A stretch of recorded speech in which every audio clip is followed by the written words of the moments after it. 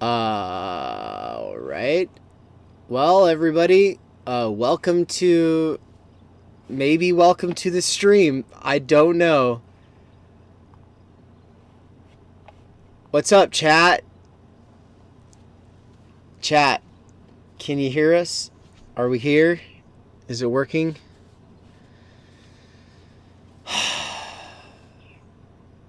Master signified bodies and Derrida Bode Lacanian are both in the chat. Basically, it's like the main peeps. So what's up, everybody? I expect we'll get a few more in here, but you two were in here earlier when we were trying to get going.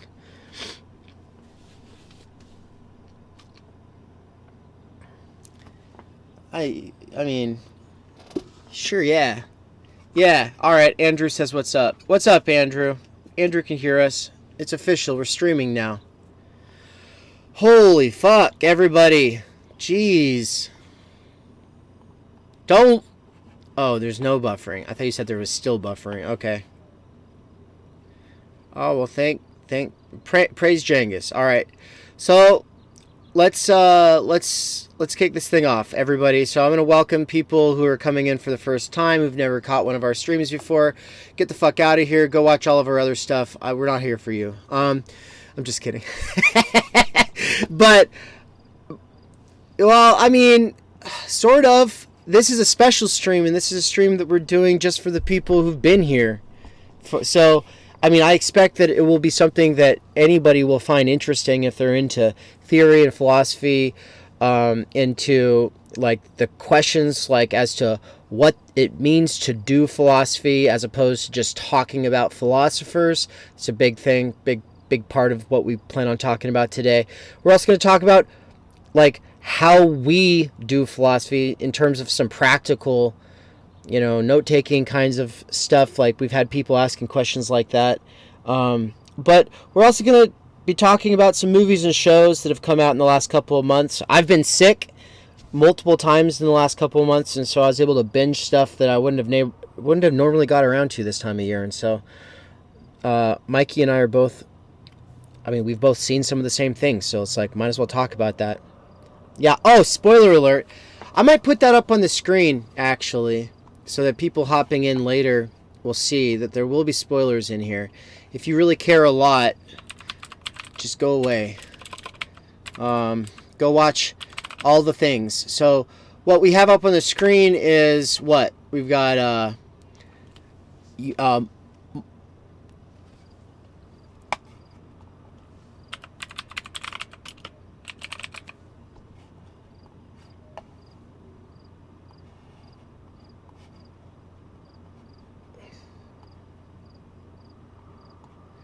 I don't think that spoilers count for that one.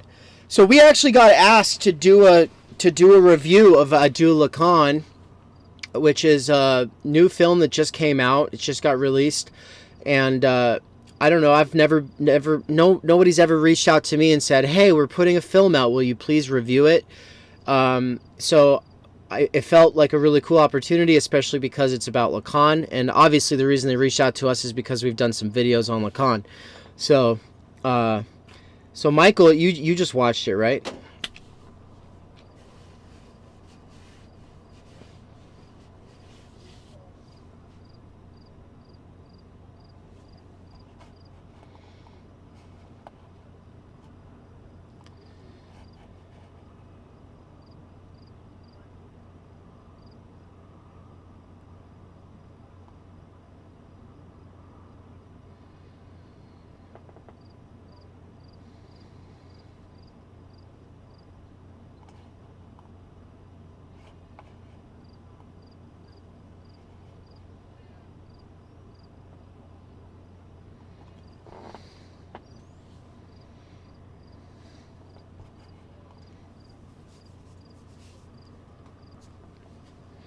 Right.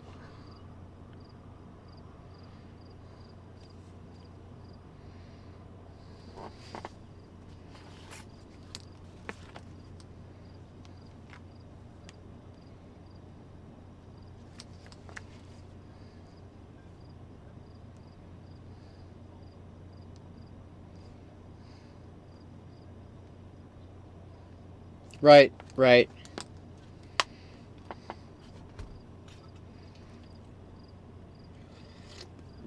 Oh, fuck. Are you kidding me? Are you fucking kidding me? Nobody can hear you talking right now. Why can't anybody hear you talking? This is ridiculous.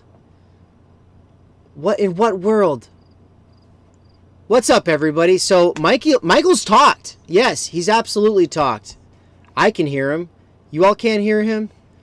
Jeez. All right, here, let's try this.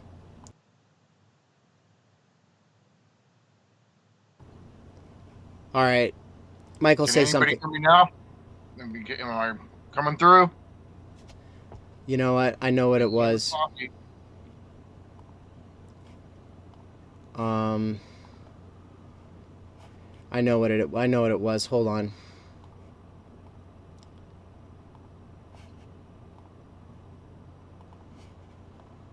All right. Talk again. Anybody hear me? Can you hear me? Yeah, we're good now. We're good. Okay, so take 2 on the take 2 stream. All right, so Adieu Lacan is a film that, like Dave said, we were asked to do a review of it, and I watched it last night, and I really enjoyed it. And it's weird. It's so weird trying to say what you just said over again. Yeah, so basically what you said though was that you're happy that it exists because most of the treatment Hollywood gives of anything having to do with psychoanalysis is just like you wanting to do your mom or whatever, or you know, you all your problems are problems with your parents or whatever, and it's like it's always this, oh, you've repressed some memory and now you've got to recover that memory, and then, you know, and it's basically like the ego psychology Americanized version of psychoanalysis. Obviously has nothing to do with Lacanian psychoanalysis. And so you were saying it makes you happy, and I agree, it makes me happy too, to see that there is a movie that has, you know, it's about Lacan.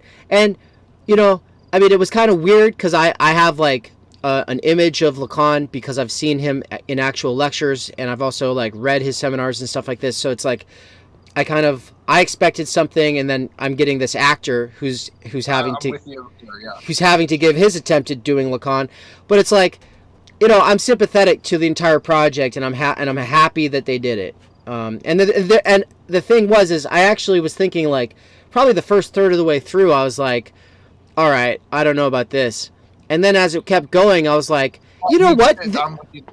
Yeah, they really emphasized a few things that are characteristic Lacanian things that I don't think you would see in any other sort of counseling, therapy, or psychoanalytic sort of sessions unless they were Lacanian. And so that was kind of cool. So, okay, just as a brief summary, what we have in the film from start to finish is the analysis of a Brazilian woman who was an actual patient of Lacan. Yeah, they really emphasize a few things that are, I believe she did analysis with Lacan for 6 years, something like that. Her analysis took 6 years. Might be wrong about that, but and it basically is a 2-person stage play with cool film noir lighting. But yeah, what I like about it is, I think what an analysis is incredibly mysterious. Most people, when they think about psychoanalysis, like you're saying, they think, oh, you want to sleep with your mom and kill your dad, or your parents are the reason you have problems in your life, or things like that. Now, of course, the funny thing is, this woman's, her big issue was her father's desire. So, okay, but it's just cool to see a depiction of an analysis. And yeah, the guy who played, I mean, he kind of played Lacan, I guess, but it's more of just, the guy is just being a psychoanalyst. He did not try to mimic Lacan or act like Lacan or anything like that. He doesn't You know, he doesn't have a French accent, nothing like that. But it's cool to see these concepts that I've studied for years get put into a film. And so, what was it? Let's see here. So I wrote a little something. The only thing, I don't know if this isn't really even a critique. It's just, I wonder how this film works for somebody who knows no Lacanian theory. Right. I don't know. Like, I'm watching it. I'm like, oh, there's desire of the other, or that's the moment she traverses the fantasy, and blah, blah, blah, blah, blah, right? But I don't know. I wonder if somebody who doesn't know any of the theory, if they'd watch it and go, oh, wow, like, I really get what happened in the analysis, or they'd be left going, okay, so why did she get better? Right. You know, and so I suspect they would be weirded out. I suspect they would be weirded out. Anne just said in the chat, I watched the first part of the Lacan film and was thrown off by the fact that the Brazilian woman and French psychoanalyst did not have accents and spoke perfect English. Right, yeah. You know, yeah, fair enough. But Anne didn't get to the parts where, like they make a real big point of, like, after the session's over, like, and Lacan always, like, calls off the session abruptly, and she's always kind of startled by the fact that it's over, and then he's like, he puts his hand out for the money, and then she's got to put the money in his hand, and it's like this, it's awkward, and they keep doing it. And so I think that those are two things that are very characteristic of Lacanian psychoanalysis, is like, it's like, you put the money in my hand, and then also I'm gonna abruptly cut off this stream constantly, or stream, but I'm gonna cut off the session in a way that's actually. I don't know if I told you this. They also call it scansion. Scansion. That's where where they cut it off quickly, or where they do an abrupt quilting point or whatever. And that's what we kept seeing.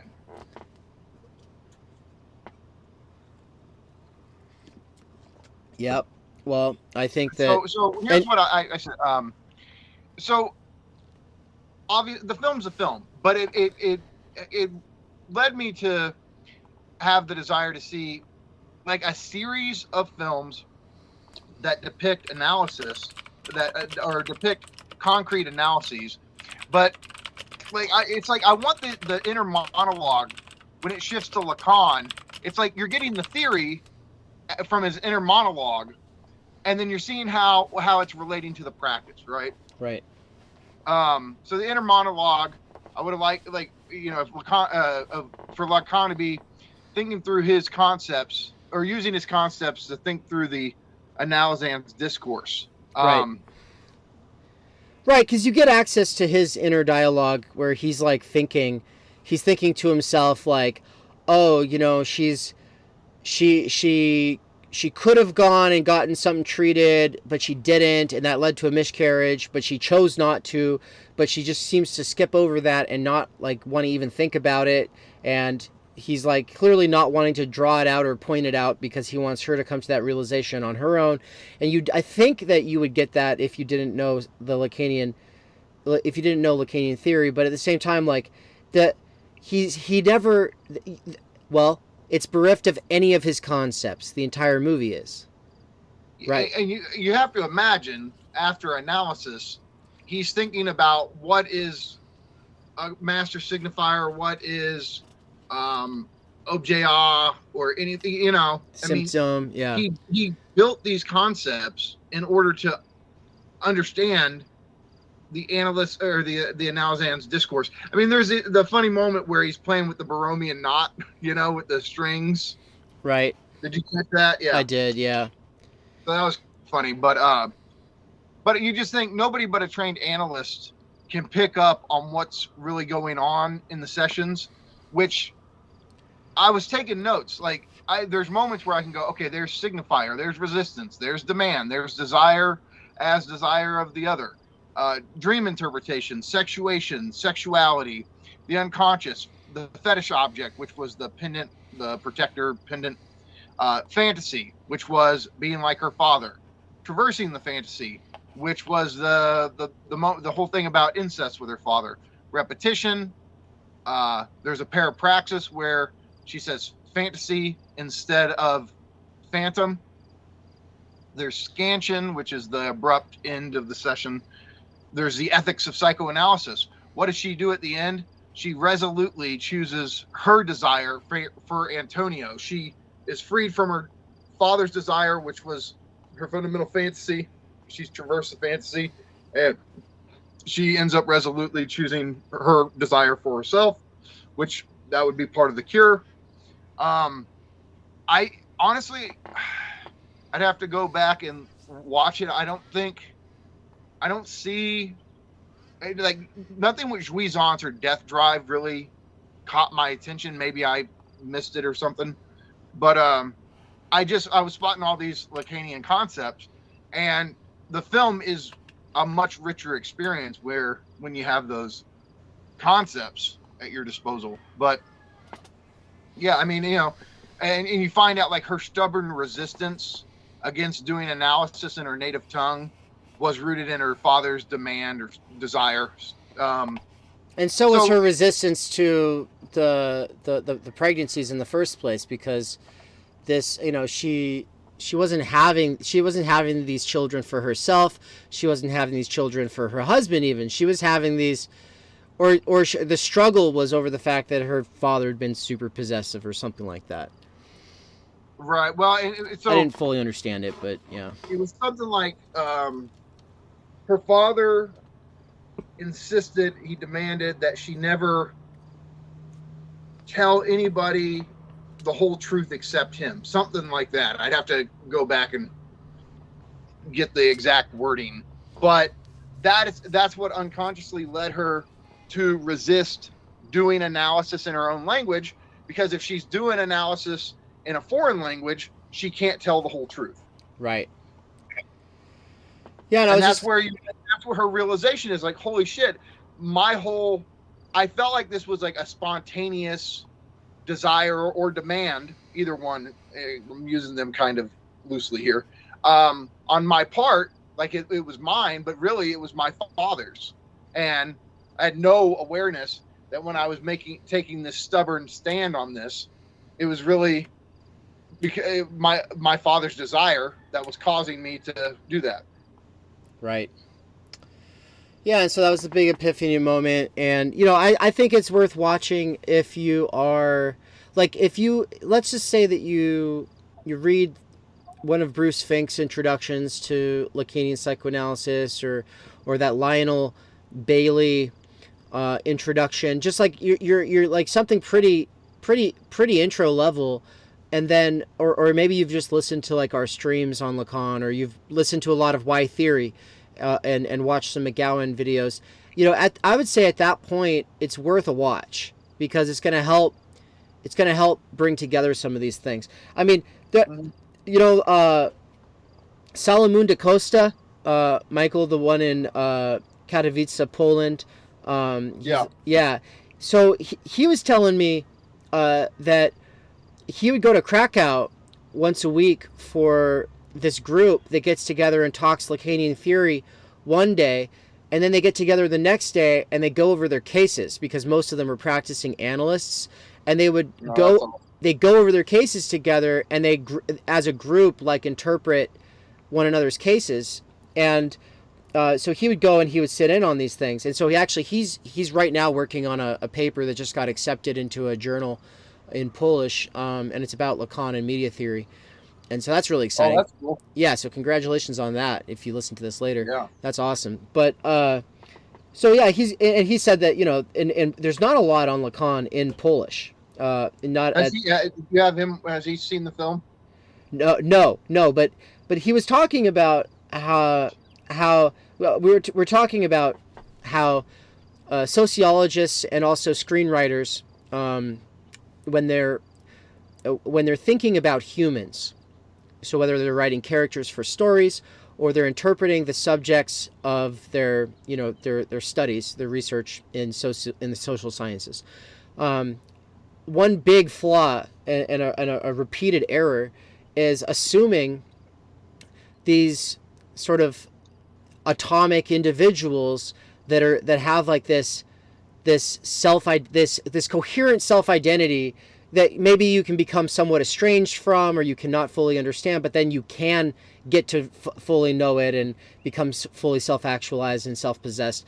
And like there's this assumption that, you know, the person that is responding to a survey, or the character that you're writing in for a part of a movie is like this, this substantive ego subject, as opposed to a split subject, right? And so, because we were talking about how social sciences without like a basic Lacanian understanding really suffer, and he said something about feeling like he's talking about being being a barred subject, but then he was talking about how he feels like he's doubly barred because he's speaking in English when he's, you know, his native tongue is Polish. And and so that's when I brought up the Brazilian lady. What's her name? It's like Sa something. Anyway, I should have. We should have. I put it in the notes, but I didn't. Yeah, My bad. We should have it handy. But anyway, yeah. In fact, she was like insulted to be called the Brazilian lady, I think, in the actual movie. And so it's the little woman, the little girl, something like that. I don't know.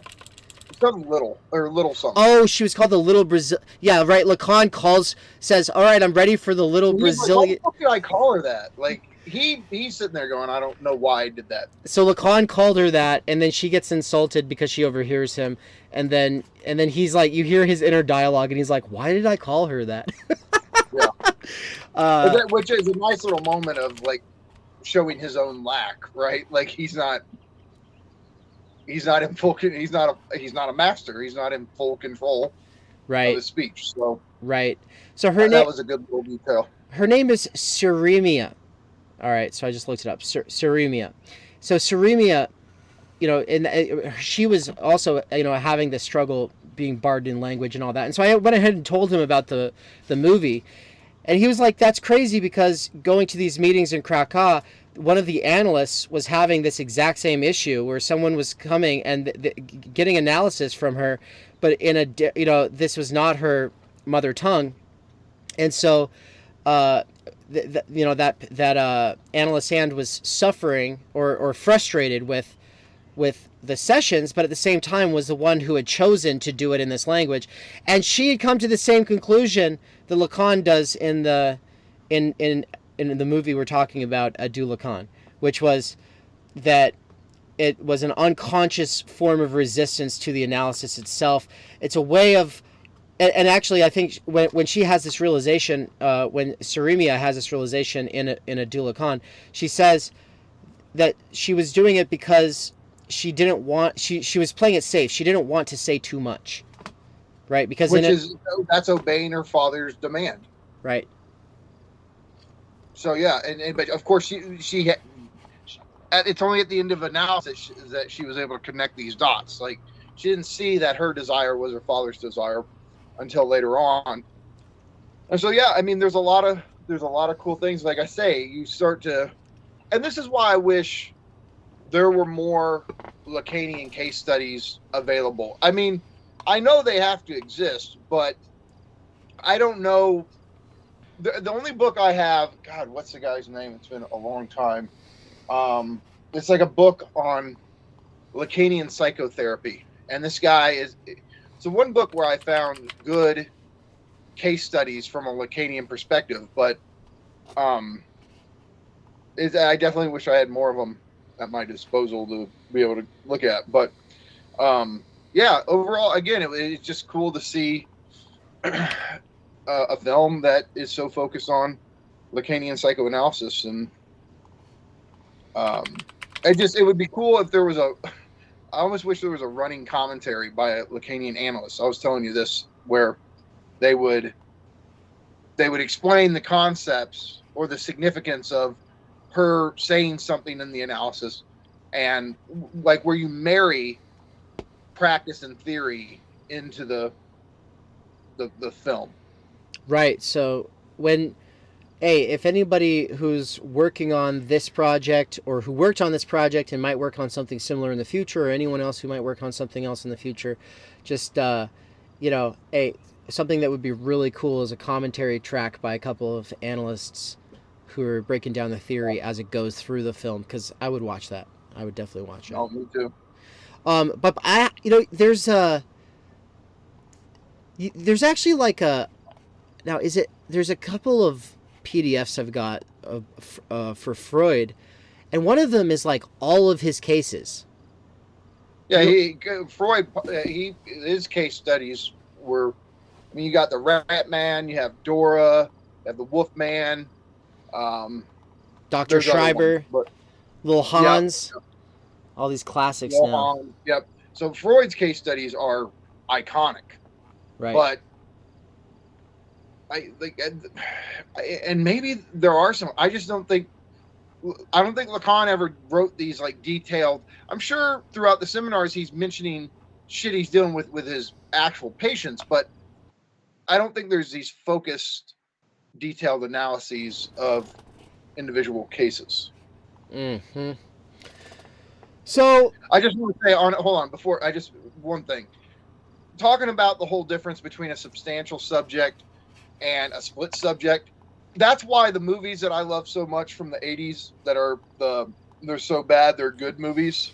Part of the humor in them comes from the fact that these characters are written and portrayed as substantial essences, that they don't have contradictory aspects of them. So me and the guys will sit around and we're watching, a trauma film or whatever, and you have these typical 80s goons, these 80s bad guys.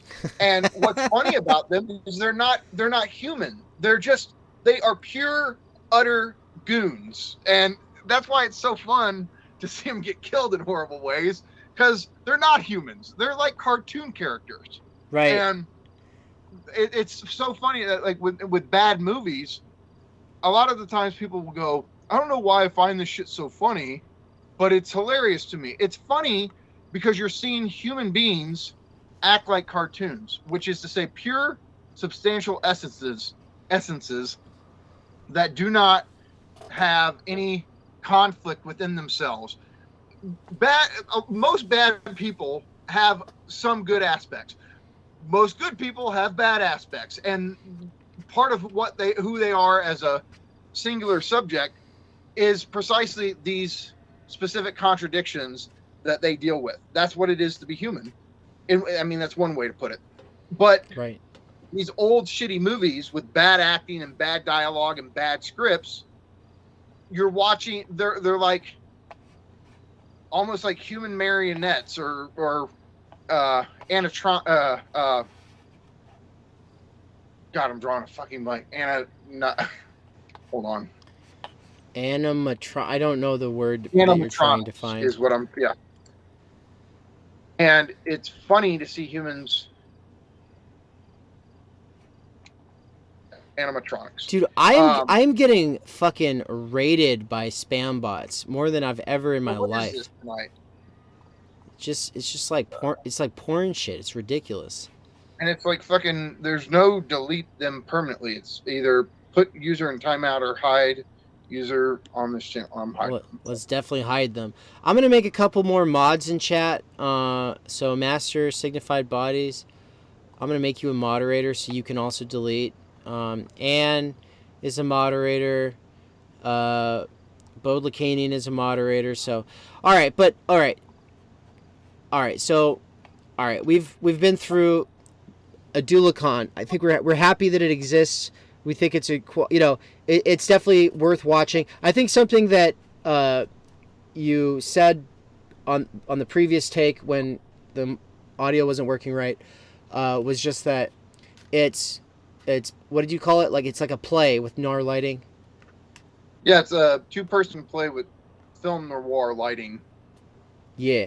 So, I mean, the whole film is just the two characters with Lacan and the analysand undergoing, doing the analysis. Right. So, I like it. I'm a big fan of a movie or a film that is just a conversation. And if you can pull it off, then awesome. And I think they did. I think they pulled it off. Dave, have So you seen Dinner with Andre? no. Okay, that's one you and Ann need to watch Dinner with Andre. It's a 2-person movie, and it's 2 guys sitting in a restaurant having a philosophical conversation with each other, and that's all it is, and it's great. Nice. Yeah, have you seen Man from Earth? Man from Earth. Yeah, Rings a bell. that's a classic where it's basically just a group of old friends who get together at some cabin, and like the one person is basically just telling his story, and everyone's asking him questions and stuff, and it's a trip. It's really well written. The fact that they're able to make it interesting. Now I'm looking at it, I haven't seen this. Yeah, it comes up in lots of these like I don't know, film snob lists. So you should be familiar with it because you're one of those. Yeah, you know me, like I'm a total film snob, but I also enjoy the trashiest, shittiest movies of all time. So Totally. And everything in between. Like I just love all kinds of movies. Yeah, well, I don't think you'd like Jungle Cruise. That's not one of the ones that's on our fucking list here, but I just watched it. It's this new. It's got The Rock in it, and the fact is like, look. Oh yeah, okay. Like The Rock is like he's pretty much typecasted. He's pretty much got everything. Well, The Rock plays The Rock. He's got basically everything hanging on like 3 facial expressions that he can do, and puns. But like, the thing is when he's with Jack Black, say in Jumanji 2, or when he's with whoever, William Scott in The Rundown or whatever, like there's a good dynamic there. The two of them are like, they're able to carry it in the comedic sense a lot further than him by himself. And I just saw this Jungle Cruise movie, and I just have to say it's terrible. So I don't think you'd like it. You might everything in between. So of course, I mean, like I grew up a pro wrestling fan. I was obsessed with it as a kid and even as a teenager. And so the era of Stone Cold and The Rock, yeah, like I Rock's one of my favorite of all time. But Rock, I mean, I think you can argue he's the most famous movie star in the world now, and yet he's never chosen films that are really iconic films. You go down his filmography, and there's not too many you want to rewatch. Now, the Fast and Furious films are fun, but I mean, ridiculous fun, right? But when John Cena got into acting, I think a lot of people were like, well, God, how's he going to even begin to compete with The Rock? The funniest thing about it is I think Cena's already done something that's really an icon of pop culture, which is the Peacemaker character. And so it's just funny that Cena's just getting started and has already done a pop culture character that I think is going to be more remembered more fondly and as an icon of pop culture than anything The Rock is actually like. Now, The Rock himself is really the icon, but his roles, I can't think of any role or what. Maybe he'll knock it out of the park with this Black Adam movie, but we'll have to wait and see. So, all right, now that we've rallied the troops to this point, we've kind of killed some time. We've talked about Adieu Lacan, and I think we've worked out whatever technical difficulties we had. We're not going to have video though, folks. Sorry about that, but our faces should be fine. So, I mean, our voices should be fine. What I want to do before we get into anything else is just a quick kind of rundown on a couple of the things that we're going to talk about, and then I want to just like take a minute here before we really do anything else, though, just to say thank you to everybody who did donate. Yeah, because so we've done 2 things this year so far. One is #FreeMikey, which is really just promoting your Patreon, saying that all the money that comes through that Patreon up to the first few $100s is going to go to some grant writers to hopefully get you some more money. So it'll hopefully snowball out like that if we can get some grant writers. Mm-hmm. But and so far that's going pretty good at itself, right?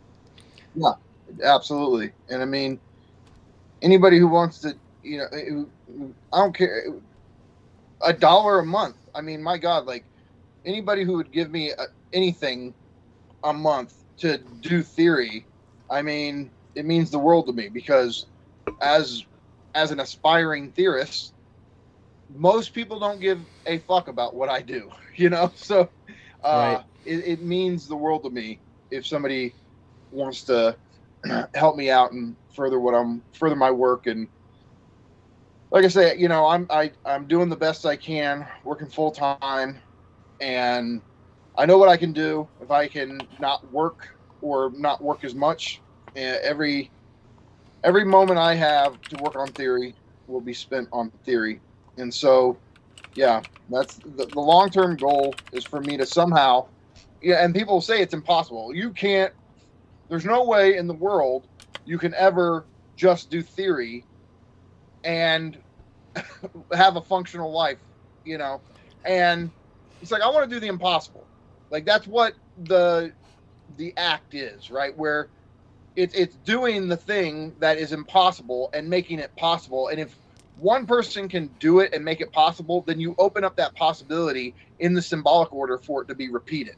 It just takes one.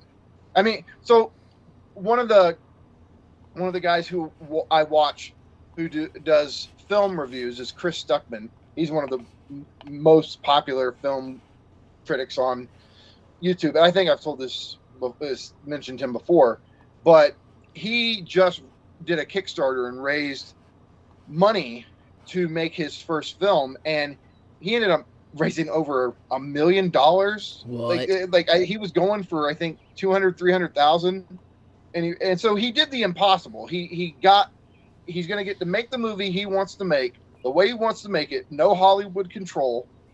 And so he hacked the whole film system, and he's getting to make his movie. And so it's incredibly inspiring to young up-and-coming filmmakers, because they're like, you know what?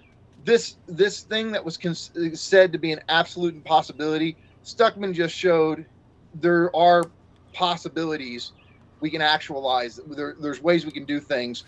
And in my own small way, that's what I'm hoping to eventually be able to do with theory.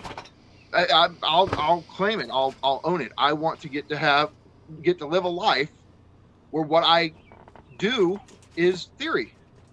And there's a lot of, I relate, like, it shouldn't be this fucking hard for people to be intellectuals or do intellectual work.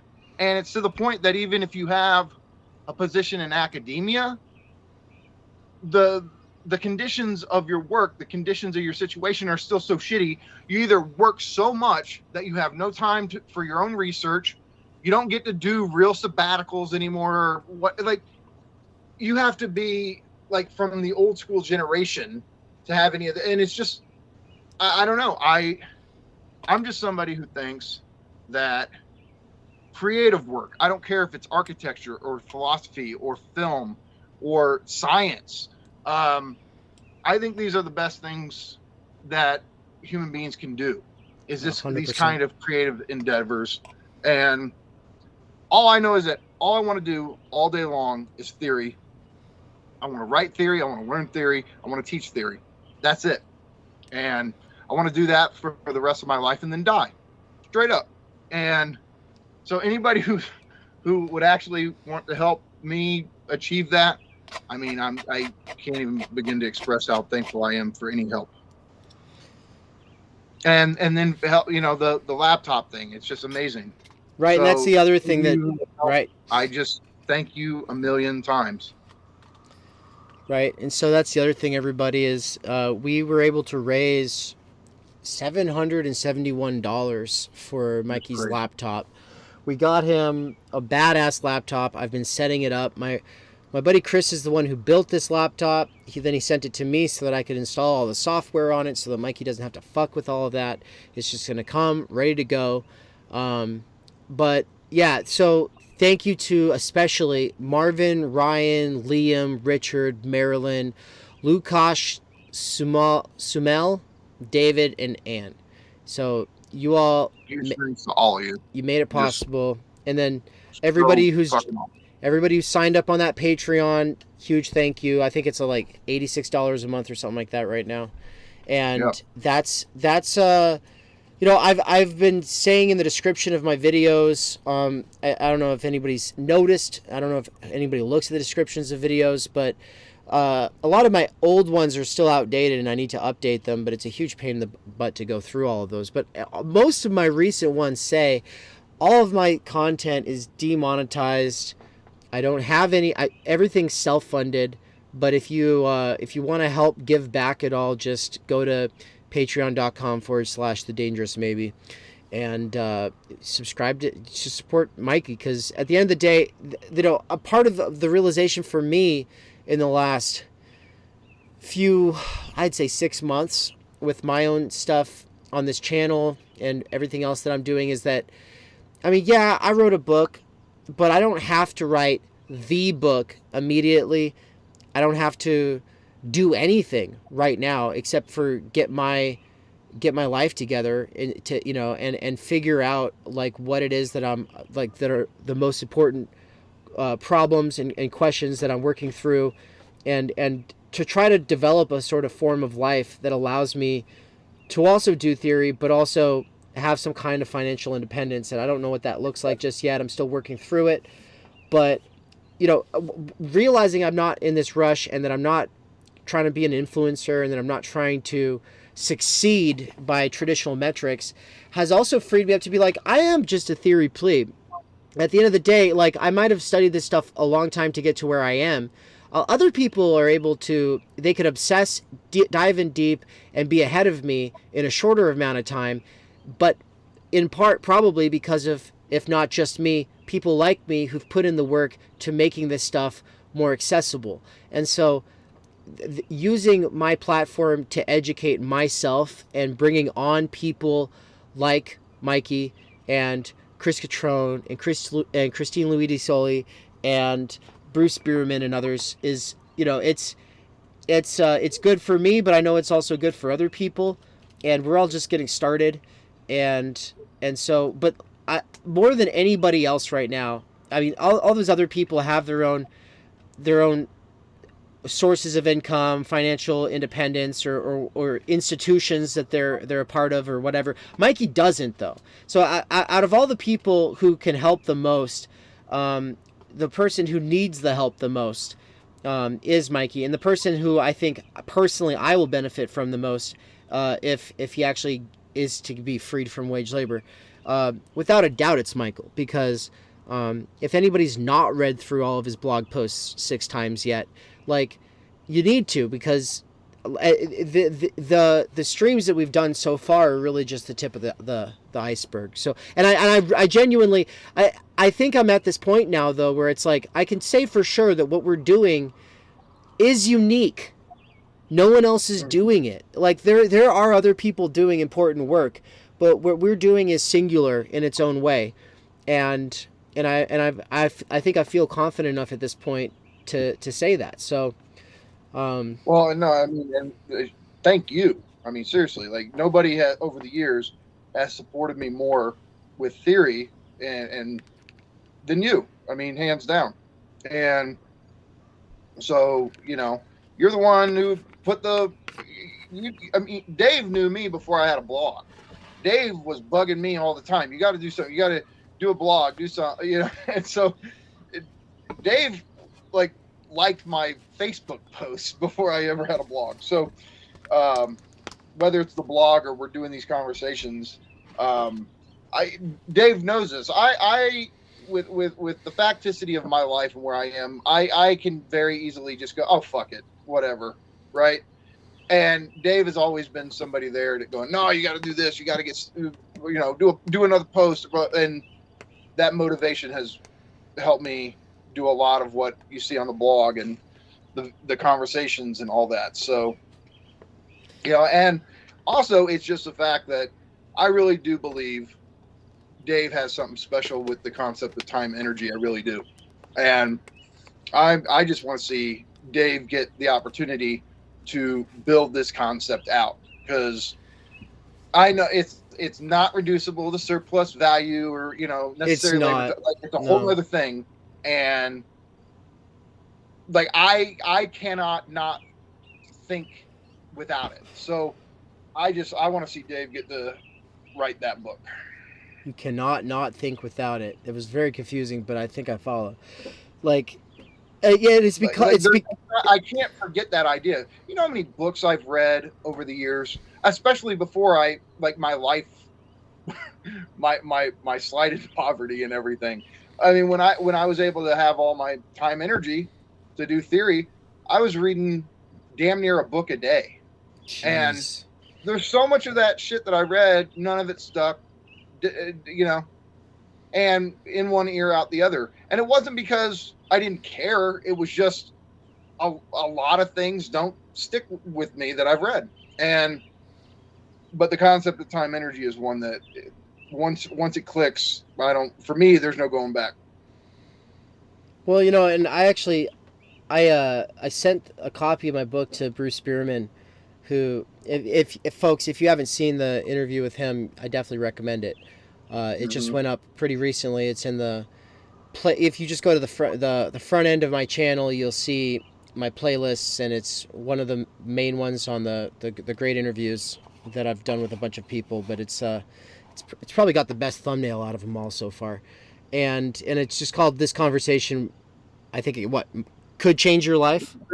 Change your life, something like that. Yeah, and anyway, so but you know, as a professor as probably like the professor who inspired me the most, I was pretty nervous sending him my book. He wanted it. He asked me for it, you know. And so I was like, okay, you know, and then I think I waited like a month and a half, and then I finally sent it to him. And I just got a text from him today where he's saying that I would say he's read like the theoretically most establishing part of the book, which is the first third. And he's stoked about it. And I don't know, he said a bunch of really nice things. And so I feel grateful and humble and appreciative today, because that's a big deal for me. Totally. Makes me really want to just work on writing. But the thing is I can't just sit down and then write. Like here, I'm not employed right now, but I can't write. Like, and it's not writer's block, but it's like, I need to be able to spread my stuff out. I need to have a space to work in, and it cannot be like my bedroom. And the coffee shops have been non-functional for me. And so it's been a complete nightmare getting, and the other thing is I just can't focus on anything but like, where am I going to be living? Where am I going to be working here in the next year? I've got to make major plans, got to make major decisions. So there's all this stuff. And that's been kind of the ongoing crisis for the last couple of years. So I'm actually surprised that I even got a book out in the first place, because it's been a struggle. Ever since I graduated, I've had nothing but housing issues. And so, and you know, it's partially my own fault, because I don't want to work like a full-time job. And so I've been pretty resistant to going back into the labor force that way, because I've been there and I've done that for over 10 years.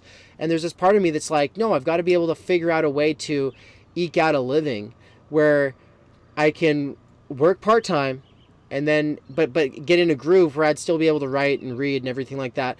But the last year, the 3 jobs I had, that like 3 jobs in a row ripped me off. 2 of whom, like, I actually took to court over it. And both of which really screwed me over. I mean, all 3 really screwed me over. They're just terrible jobs. And so it's like, a lot of the jobs that people talk about, like, oh, there's so many jobs right now. Companies are just dying for workers. This bullshit. Almost every job on Indeed is a scam, or it has to do with sales, or like, I don't know, so it's just been a nightmare. And so I'm currently in the process of trying to figure that out. So I've been, instead of writing, like, which is what I want to be doing, I'm working on my resume, and I'm working on a portfolio, and I'm trying to find different ways of selling myself. Because it's like, well, at least I could, travel a bit and get out of the country. Ann and I both want to do some traveling, and there's a lot of people we want to meet and go places and stuff like that. And so it's like, if we had one of these kind of like digital nomad jobs, maybe that would be the solution. But but yeah, I don't know. My whole thing right now is just to free you from wage labor, then free myself. That's the current plan. But for the time being, it's focusing on you, because at least we can still have these conversations. And these conversations are something I can still listen in on if I'm working manual labor later on. So it's like, it's not like I just do them once and then I never go back to them. It's like I'm doing them so that I can come back to them later, in the same way that I'm doing them for people who are at work or multitasking while gaming or whatever, so that they can also come back to them later. And so that's why the content is also switched from, there was a lot of other kinds of content that I was doing, but now it's like, no, I'm a pretty big fan of the 3-hour, on average 3-hour conversation, because I just feel like a lot more is able to come out in that. And that's part of what I was talking about, like the singularity of what we were doing. There's just you could definitely find conversation. There's some really fucking good podcasts actually for theory, but I don't know. I think what we've got here is something good, so I like it, and I appreciate everybody who's been supporting it so far, especially Bode Lacanian. You've been a fucking total champ. I don't know if he's still in the chat right now or not, but yeah, he's been a total champ. He's helped out a lot in a lot of ways. Absolutely. Well, yeah, totally. Just thanks, especially to him. Thank you so much. Yeah. So now, we got so much to talk about. Where are we going next? Yeah, so there's a lot of stuff on the thumbnail. I'm going to full screen the thumbnail so the people who are looking at the screen are able to see it. And I'm just going to do a quick rundown on what's on the thumbnail for people who aren't able to see this, because this will be a podcast eventually. People will be listening to it. So the podcast has the Doctor Strange Multiverse of Madness, Adieu Lacan, Ozark, Everything Everywhere All at Once, Russian Doll. And then it's got an article from Current Affairs that says, "What is Zizek for?" And then it's got a thumbnail from a video from Sublation Media with Douglas Lane that says, "Is Lacan an enemy of the workers?"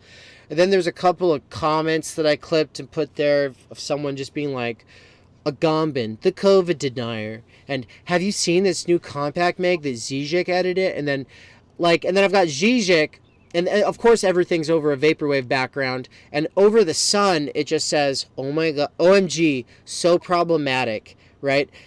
Which is kind of, that's not so much the movie Hollywood side of things. We'll be getting into our reviews of these movies and shows and stuff, kind of just for fun. And we'll be, to some degree using some concepts that we've been developing or, trying to understand through the course of our conversation so far, maybe, when we're talking about these films and shows. But no, the OMG so problematic part has to do with this Current Affairs article. It has to do with like, oh my God, is Lacan an enemy of the workers? And this approach to theory, where it's like someone, I get the impression that a person like that commenter, who's actually a creator and makes stuff, and I've seen the stuff that he makes or whatever, and it's like, you get the idea that this person has never really spent time with any thinkers to actually learn concepts, but instead is like, okay, so this name of this person, what is it reducible to in terms of a position or a policy that might be problematic, so that I can just write them off and so that I don't have to read them. Right? And so that is part of what we want to combat. And so on the far right of the image here, we've got, Zizek looking at all of it with his scowl. And then we've got Agamben looking at the camera. And then we've got Nick Land kind of staring off, and he's got his little dumb smirk. And so somehow, I don't think we've ever mentioned Land somehow. I don't know. Have we? I don't know if we've ever. I feel like maybe once. I don't know, but we like the fact we haven't actually talked about Nick Land. I don't think.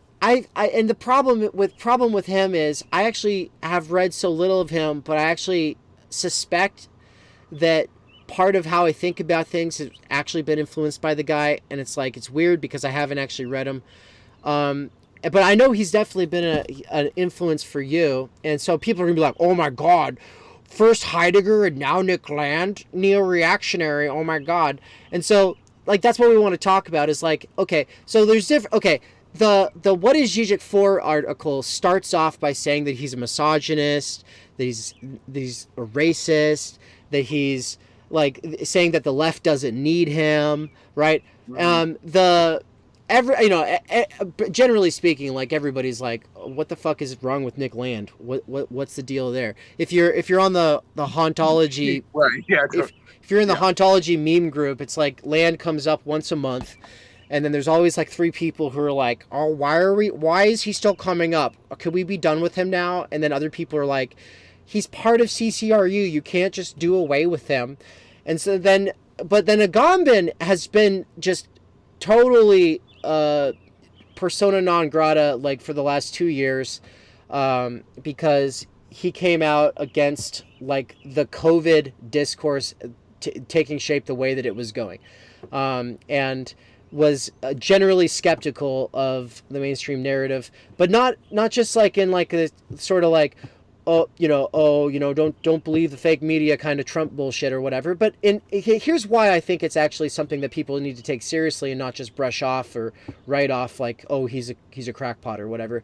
The fact is he is one of the most influential and brilliant minds of our day, that he's written a lot of amazing works that people are struggling with to this day.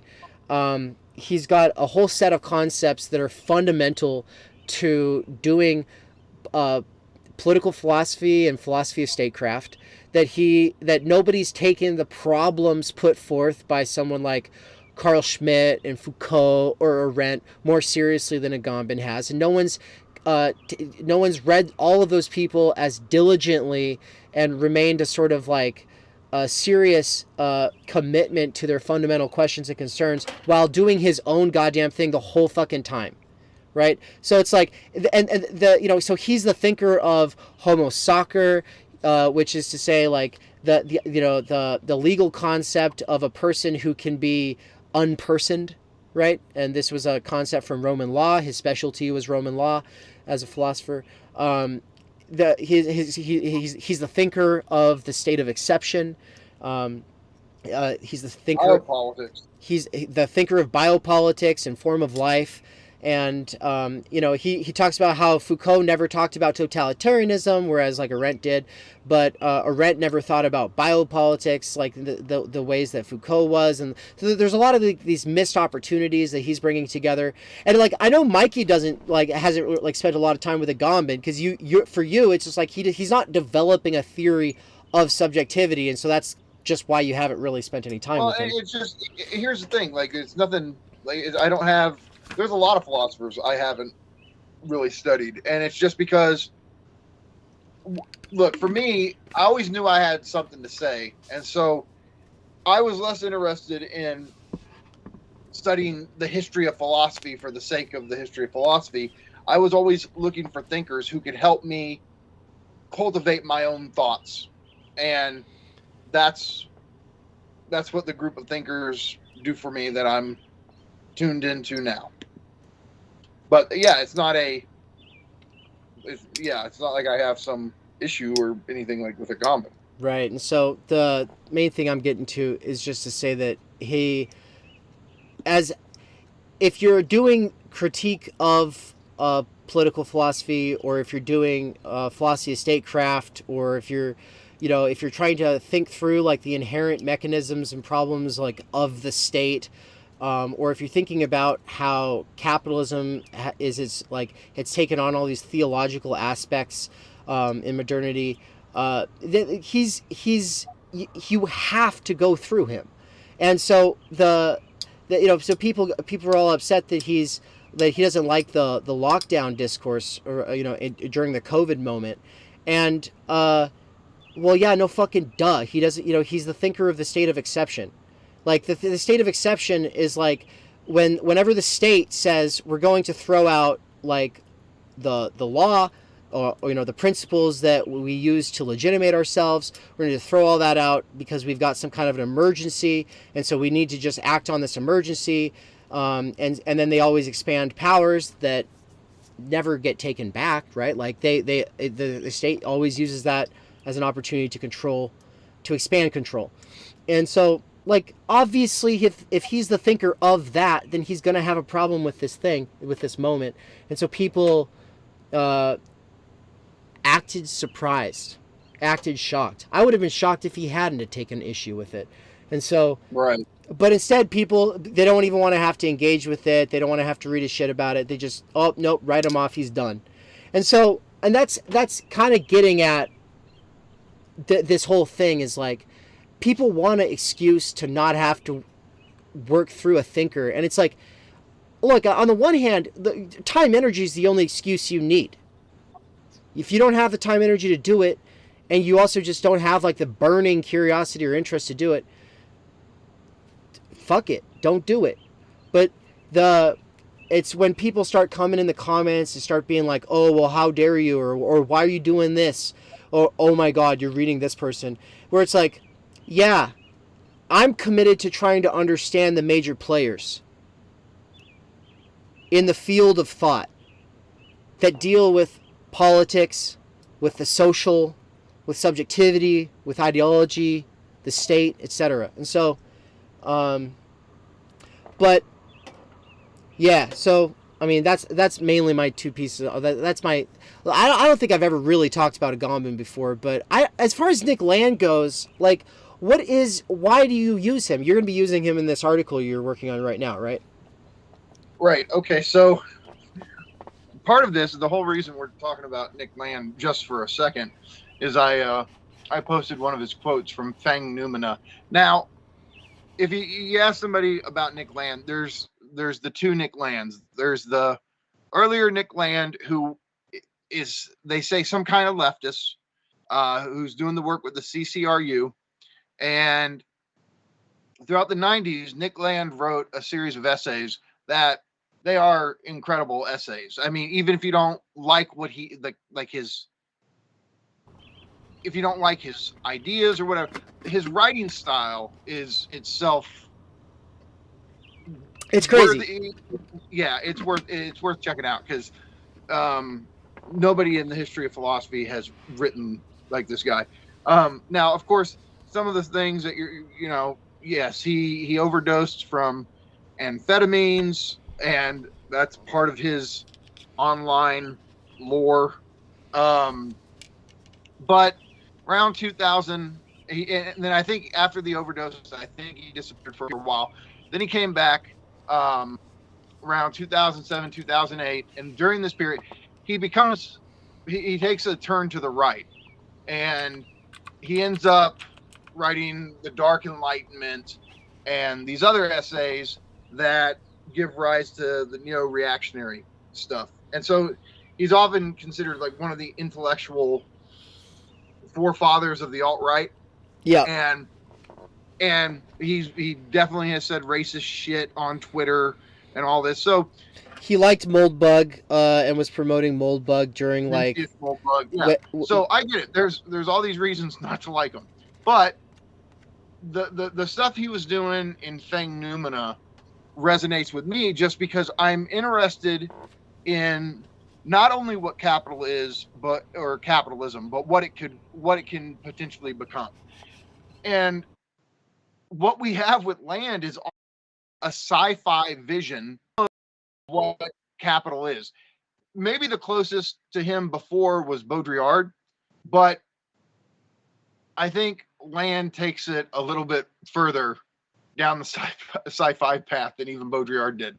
But here's the quote. So I posted this, and then our friend Swolitariat was like, huh? What does this mean? So the quote is, and this is from an essay from Feng Numina called Machinic Desire. Land says, only proto-capitalism has ever been critiqued. So you think for a second, wait a second.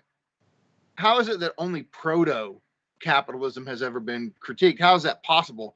Like, are we saying Marx only critiqued proto-capitalism, and all of the economic textbooks in the world, they're only talking about the proto version of capital? Well, if what we've seen throughout the industrial period and consumer society and all, if that's all proto-capitalism, what the hell is capitalism? Well, this is where things get a bit strange.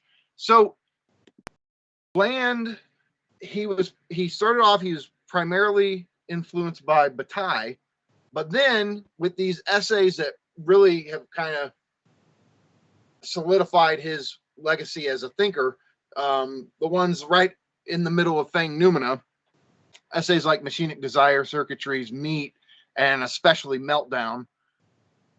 What Land ends up doing in this period, which is he was influenced by Bataille, then he gets really into Deleuze and Guattari.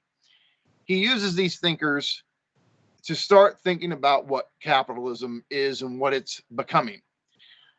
What he envisions is that capitalism is the most productive form of society we've ever had. And all of the various technological developments with science that we've seen, it's this marriage between capitalism, technology, science, and so many technological advancements have come into being because of the economic incentive tied to them. Long story short, what Land posits is capitalism is building its way to giving rise to the singularity, which is to say artificial intelligence. And when it does, this artificial intelligence, given the fact that it's emerging out of this logic of capital, this technological singularity, it's going to emerge as basically like a global security system that's there to monitor everything for the sake of security. But of course, and this sounds like the plot of Terminator, and Land himself's aware of that. This artificial security system is going to basically realize, like, hey, the biggest threat to humanity is humanity itself, and that this techno-capital singularity, as he calls it, is basically going to wipe us out. And the idea is that the singularity, and you hear a lot of people talk about the singularity. The weird idea is that the singularity will be capital itself. That this thing that's been this logic of capital that's started with commodity production, and all of this has been building itself into the singularity. And so the singularity will be capital itself. Capital itself will free itself from parasitically leeching off of human beings. It won't need us. It won't need labor power. And it itself will, for lack of a better term, become its own independent being. And capital will have become its own intelligence, freed from human beings. And it'll wipe us out or use us up like in the Matrix. So Land, I was gonna say it doesn't make any. To me, it doesn't make any sense to say capital without labor power, but it does make sense to say capital without capitalists. And so this is like a way, like the Matrix is capital without capitalists. Capital became. It gained artificial intelligence, kept capital doing what capital does best, which is exploiting labor power, and it just maximized the way that it exploits that labor power in the Matrix, at least. Yeah, but here's the thing: I'm not saying that once the singularity emerges, it will still like, oh, okay, I'm here now. Please buy the commodities I want to sell. It won't. It's not about that. It's about the fact that once this security system or this artificial intelligence emerges, it itself will just be its own being, and there's no like what makes us think this God that we've created will care about our future. Like that's where it takes this pessimistic turn, is that there's no reason. I mean, think of us with our intelligence. How great have we been to the earth and to other species, or to our own even? Like, why would this form of intelligence be omnibenevolent? Why would it be all good in our eyes? It won't care about us at all, probably. And yet we're building it. We ourselves are giving rise to. We almost say like this is our death drive at its maximum, right? Is the way that you have all of these, tech billionaires who are putting money towards artificial intelligence and well, you think about the algorithms. The Internet of Things. I mean, no, they're not. Yeah, the algorithms, we wouldn't call them artificial intelligence yet, but and look, I get Dreyfus's critique of what computers can't do and all that, and I know that Land was, I think he was into nanotech, and that seems to be at a standstill.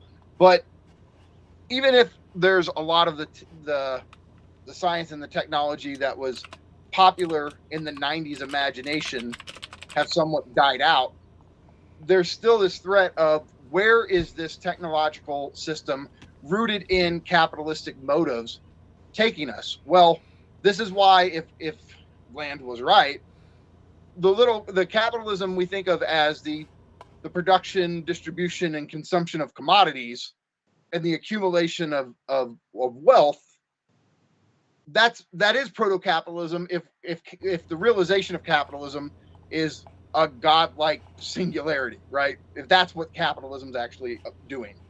And so so for Swole, there you go. You probably were like, God, I should have just shut up and not asked the question.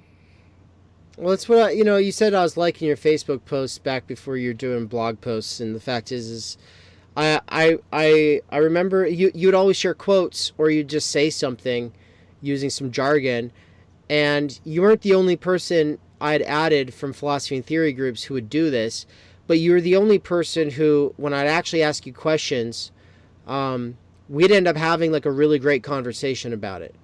So. Mm-hmm. And it's like, instead of taking questions to be like a threat or like a problem, I understand obviously when you don't have time, energy, like you don't have time to answer every question or whatever, but like you're never like insulted by someone asking a question, or you don't just be like, oh, you don't inherently understand what I'm talking about. Like you'll actually, you're going to try to, you'll try to break it down. So I've always appreciated that. Yeah. Sometimes I don't have, I'm tired at the end of the day, especially now. And, and then I forget. But, yeah, I mean, here's my thing. And I've said this for so long, and you're the one who really figured it out. You know me better than anybody. As far as theory friends go, there's you and then everybody else for me. And why? Because you and I started talking on the phone. Like, right. You know how much I believe in talking on the phone. And I've dealt with that where I am not going to write these long, lengthy responses. I just don't. I hate text. I've never liked communicating that way. But if you get me on the phone, I'll talk to you for 3 hours, right? Like, yeah, so like I like to be able to like. It is what media form we're using. Yeah, and you wrote that excellent blog post that's on McLuhan. That one's still one of my favorites. I want to do something more with that. There's so many ways I can expand on that one. Yeah, I really like that one. Yeah, it's basically just it's a defense of voice communication, right? Mm-hmm, absolutely. Using McLuhan and Levinas, and I 100% think it's. And I have this whole other thing I can do with Lacan now that I didn't know at the time, but yeah. So there's definitely a longer version of that I want to work out at some point, but. Well, I wouldn't take anything back that I said. I would just add to it. Well, if we had our time, energy, we'd do a whole anthology on critical media theory, right? Absolutely. Because that shit is just that is critical media theory at its best. I will say to anybody, like, look, there are so many thinkers to read, and that's part of the hurdle, right? Especially like Dave talking about time, energy. How do you begin to choose which ones you should read if there's so many worth reading? Fair question. I will say this: read Marshall McLuhan's Understanding Media. It unlocks something in your brain when it comes to thinking about our media situation. That, I mean, it's just a game changer of a book. It opened up basically a whole field of study, and it was one of the coolest books I ever read. It was like, I remember reading it for the first time and just going, God, I should have read this years ago. Yeah. So I guess I wanted to pivot from talking about, so we've got like three supposedly problematic. Obviously, calling Zizek problematic is fucking ridiculous. That was a hit piece. That person had no interest in like Zizek, but was quote mining some dirty jokes basically. And he's the philosopher of dirty jokes. Fucking deal with it. And they don't like that he's a pessimist. Oh, fucking deal with it. You can be a pessimist and still be a leftist. So shut the fuck up. Yeah. I try. You try? You saying you try to be a leftist, or what are you saying? I try to be well, I am a pessimist, but I try to be some kind of leftist while being a pessimist. Like, right. I'm just saying, I don't think almost right. Like, don't you, I mean, if you have any sort of leftist spirit, doesn't it come from some sort of pessimistic view? Like, things really suck. They need to be changed. Right.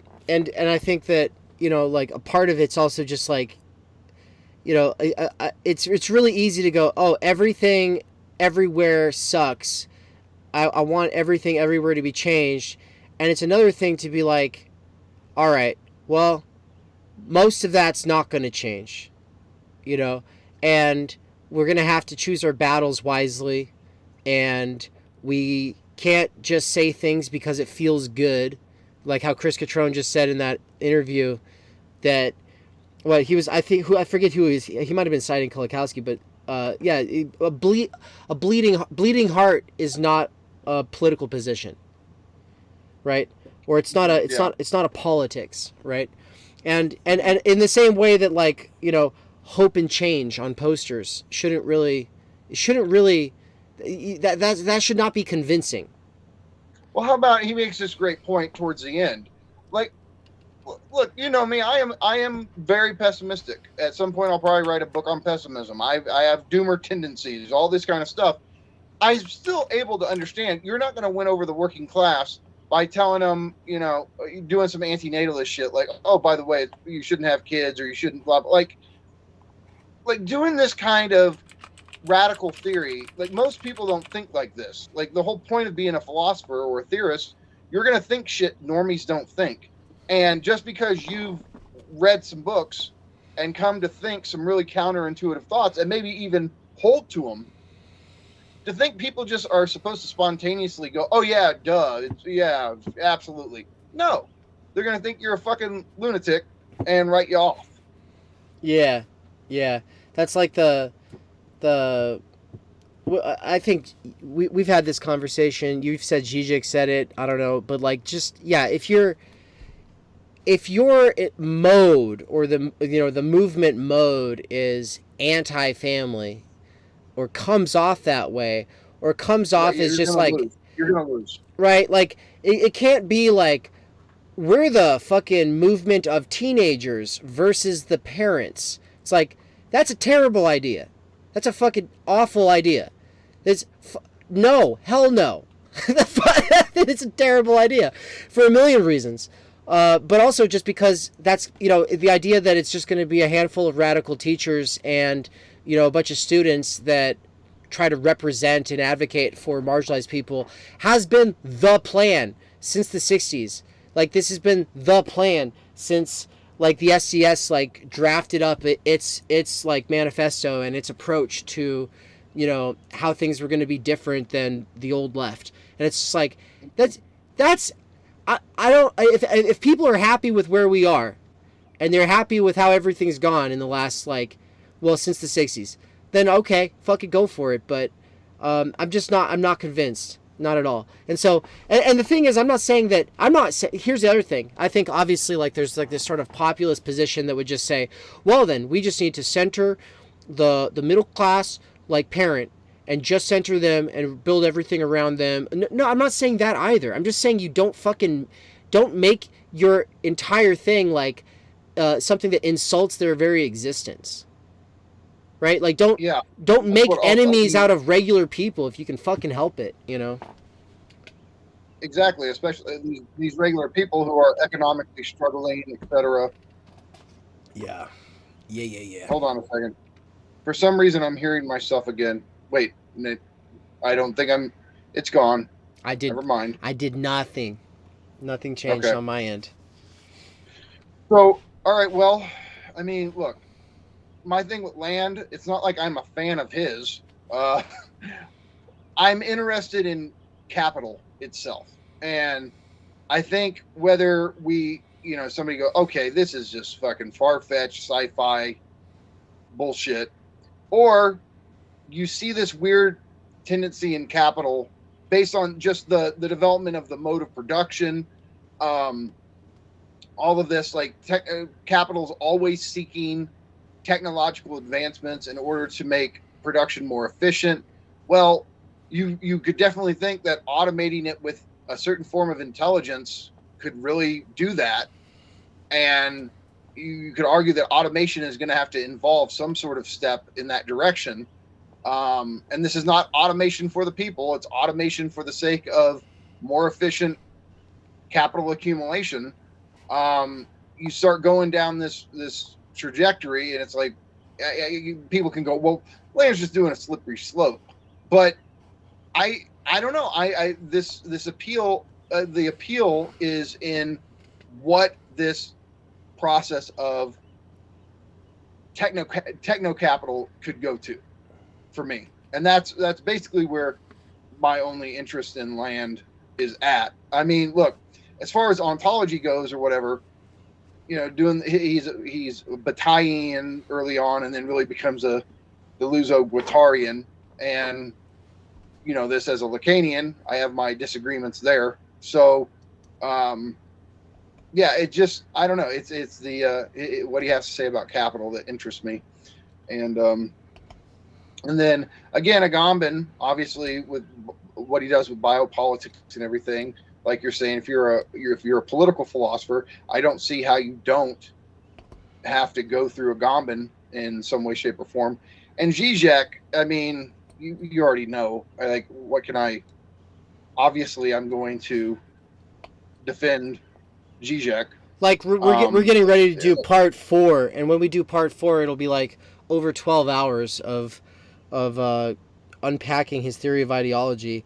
But people are like, no, that theory of ideology, we could just throw it out because he's on Compact Magazine, or because he has a dumb take on NATO, or like what oh my god. Yeah, didn't we have somebody tell us like we're doing something wrong talking about Zizek because he supported NATO or something? Yeah, I mean, unless you're like pro-Russia, for some people that means you support NATO, but obviously I suspect there's a more nuanced point that he would take, but I also wouldn't put it past him to have a stupid fucking take on foreign policy.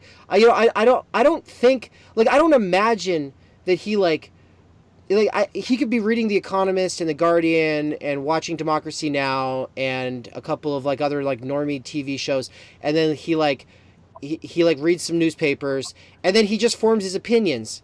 And he's more interested in developing concepts or using concepts based on the cultural text that he's looking at. I don't think he's trying to go a whole lot deeper when it comes to the global situation. I've never gotten the impression that that's his wheelhouse, but it's where he always gets in trouble.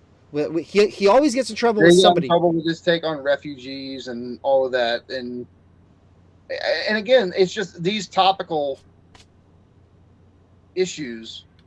That's not why I'm interested in Zizek. If Zizek was just his takes on geopolitics, I wouldn't care. I wouldn't even be paying attention in the first place. Wouldn't even be tuned in.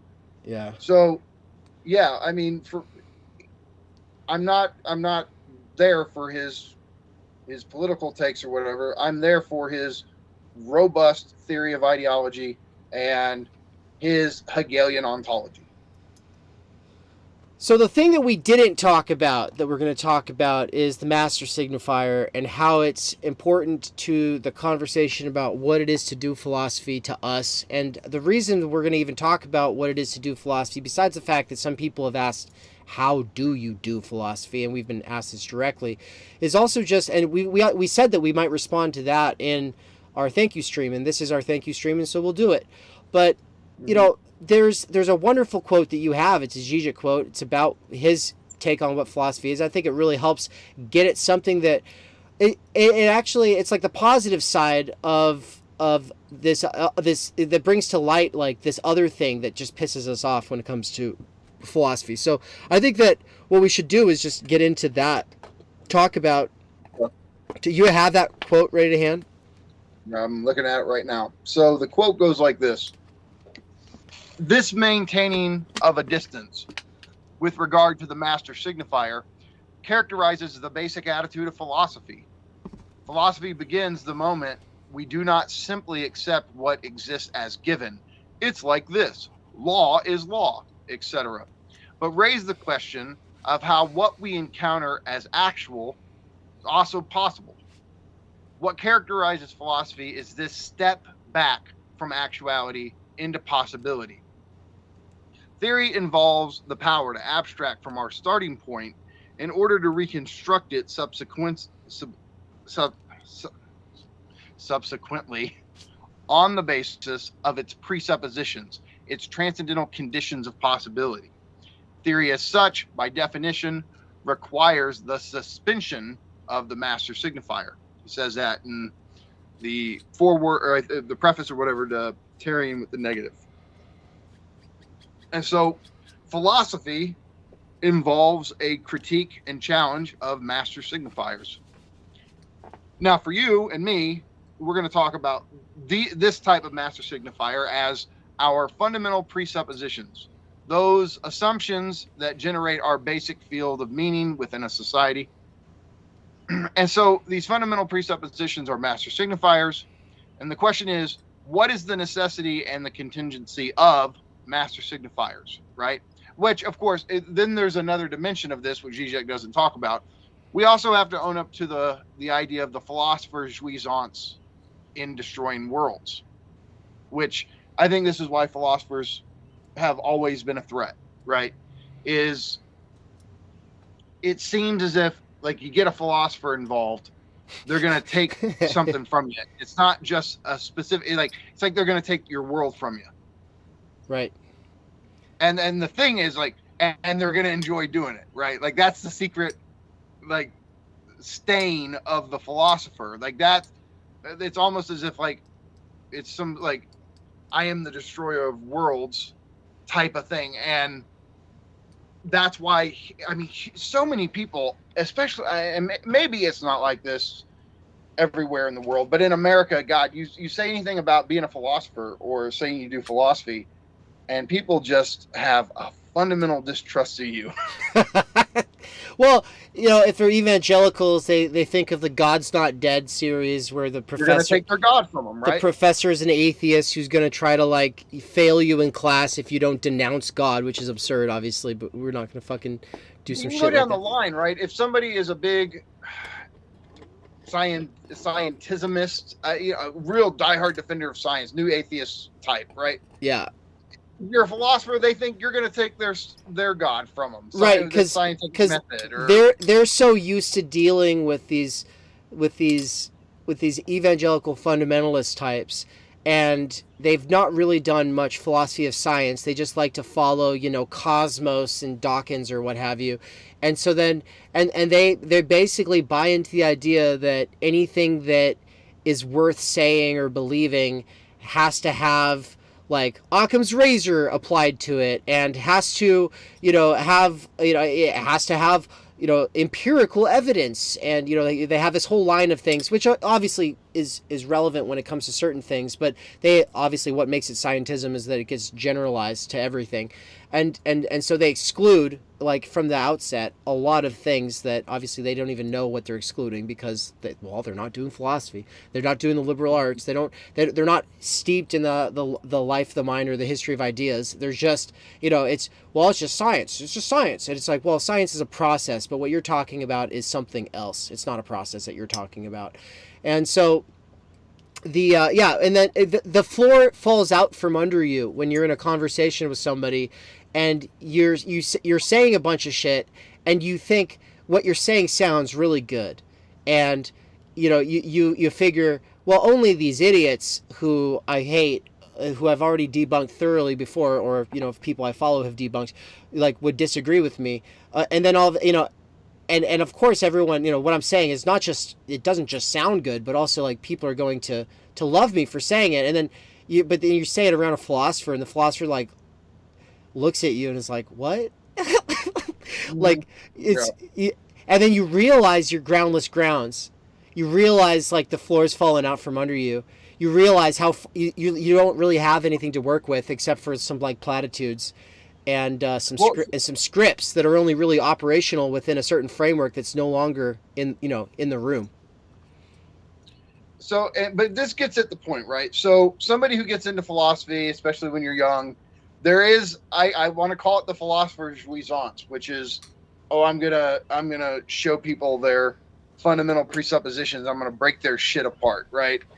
But and there's something rebellious and youthful about this. But I think part of maturing as a thinker, you start to realize like, okay, yes, our basic, like, and so this term groundless ground, I love this term, and it really goes back to Heidegger, but Lee Braver wrote a book called Groundless Grounds, where he's thinking through the connections between Heidegger and especially the later Wittgenstein. Right. And so the idea is, okay, you have a ground, you have a foundation, but that foundation itself is without a foundation. It's a foundationless foundation or a groundless ground. And that's what these key presuppositions of a given social order are. They are what give it its character, give it its support, anchor it, and yet there's nothing anchoring those. And which is to say, they're not absolutely necessary. They're not absolutely the way it is. They're arbitrary and they're contingent. And so because they're arbitrary and contingent, part of philosophy's job is to say, this is not the way it is. This is not just how things are. Things can be different, right? Precisely because the grounds are groundless.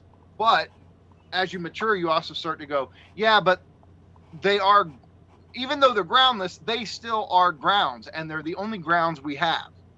And so there's a necessity to the master signifier or the groundless ground, even despite the fact that it's contingent, arbitrary, and can be changed. And that's part of it, is where you start to go, okay, it's not just about tearing down a world. It's about seeing those points that structure a world, but also that do harm, make things bad in a certain way, etc. And then you challenge those. And so it's there's a creative aspect to philosophy too. I don't think it's just this, but he's right. I totally agree with this, that it's the philosopher's job to challenge the master signifier.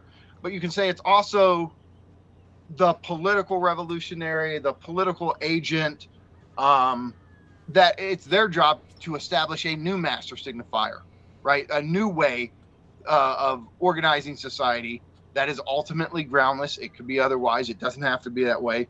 But you're trying to organize society in a way that is best for the most number of people.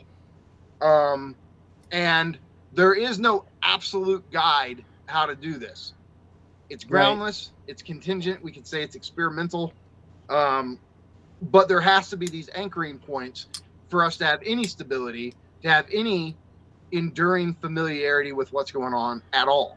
So there's a necessity and a contingency to the master signifier or the fundamental presupposition.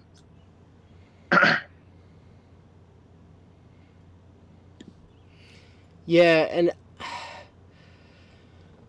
and he talks about how you're taking it's a step away from what's actual and a look at what's possible. And I think obviously, like, people think about, it's already kind of a trope, on the left, that what we need is more radical imagination. That's what we lack. We lack radical imagination. And just because it's a trope doesn't mean it's there's nothing to it.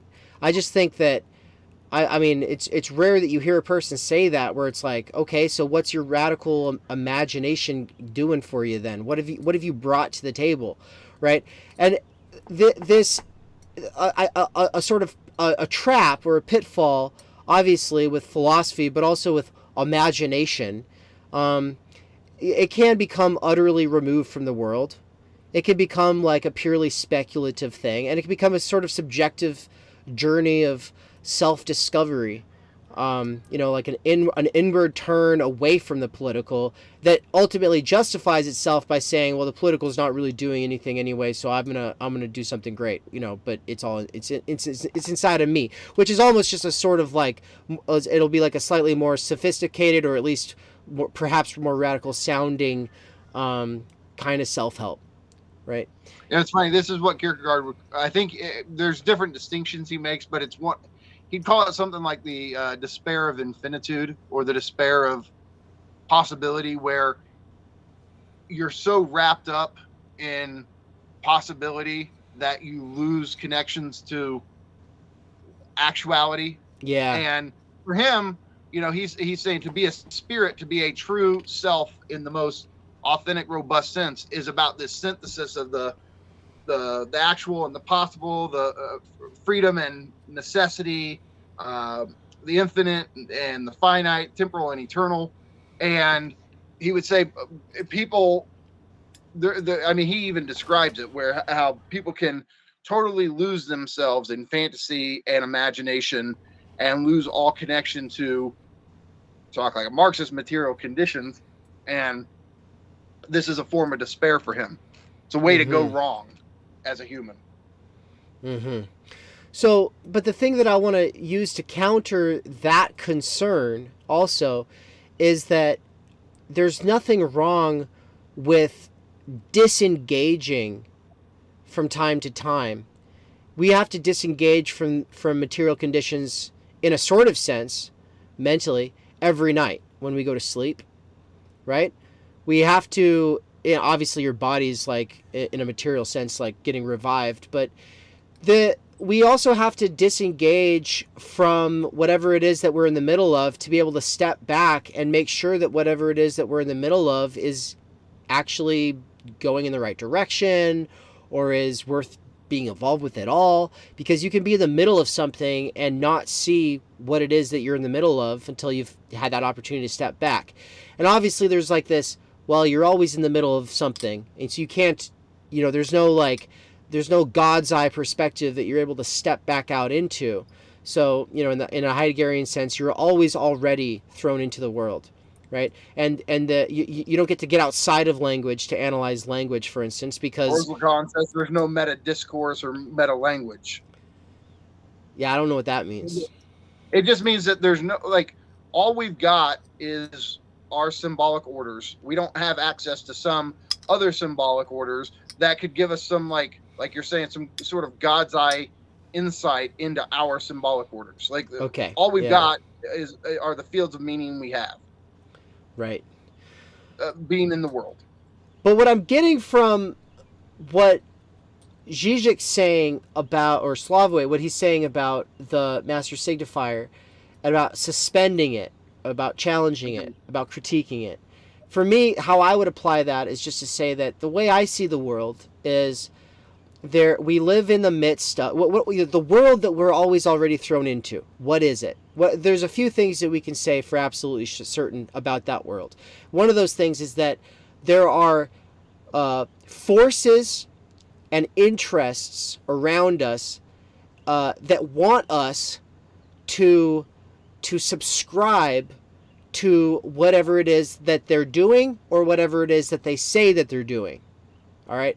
And so ideology is a way that occurs, right? That we become embedded in systems and in these fields of forces and relations between competing interests that have they all have a vested interest in us believing in whatever it is that they're selling. And obviously, like, marketing is all about trying to give us a social reference field that we will operate within. It's not like Pepsi cares about every single person buying Pepsi. That's not their goal. They want you, insofar as you're American or think about Americans, to think Pepsi and Coke. As long as you think Pepsi and Coke, they've succeeded, right?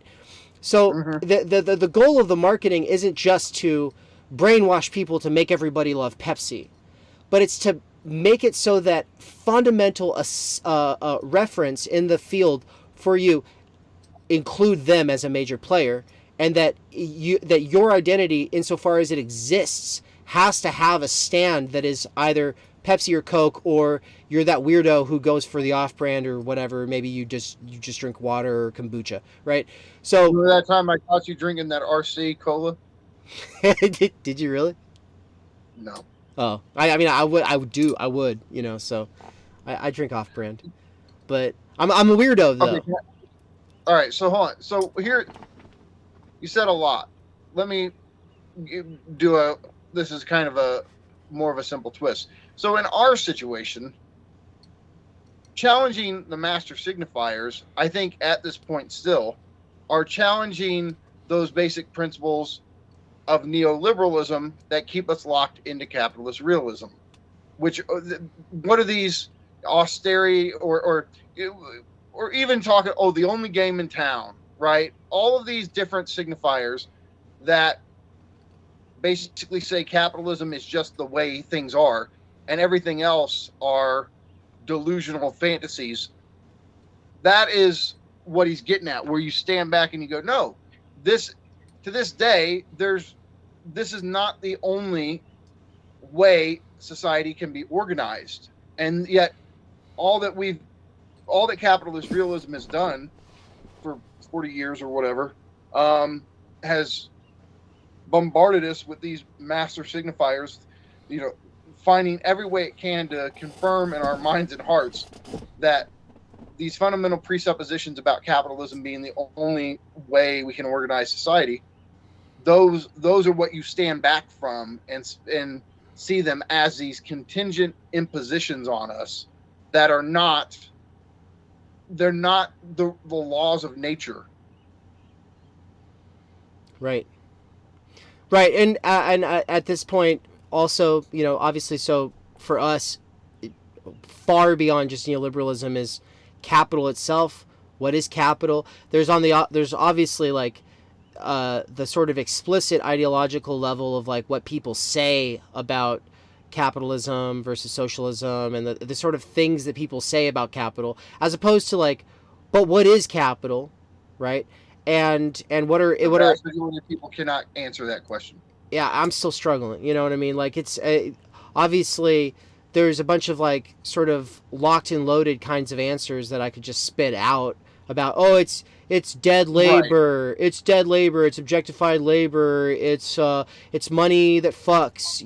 It's a certain logic. It's MCM prime. It's okay, but and then for me at this point, it's also, insofar as I think that capital is one of the fundamental problems, because obviously it's what we're in the middle of his entire world that's been reduced to market relations, where capital's fucking like reduced all-time energy to labor power that's just on auction block, to the world.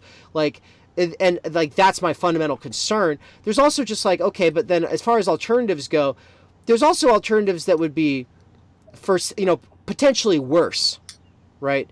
Like if you get a bunch of people who are anti-capitalist, but what they want is a return to like God and Pope and King, and they're going to kill whoever stands in the way of that, and return us to a dark age. Maybe there'll still be neo-feudalism. Yeah, neo-feudalism.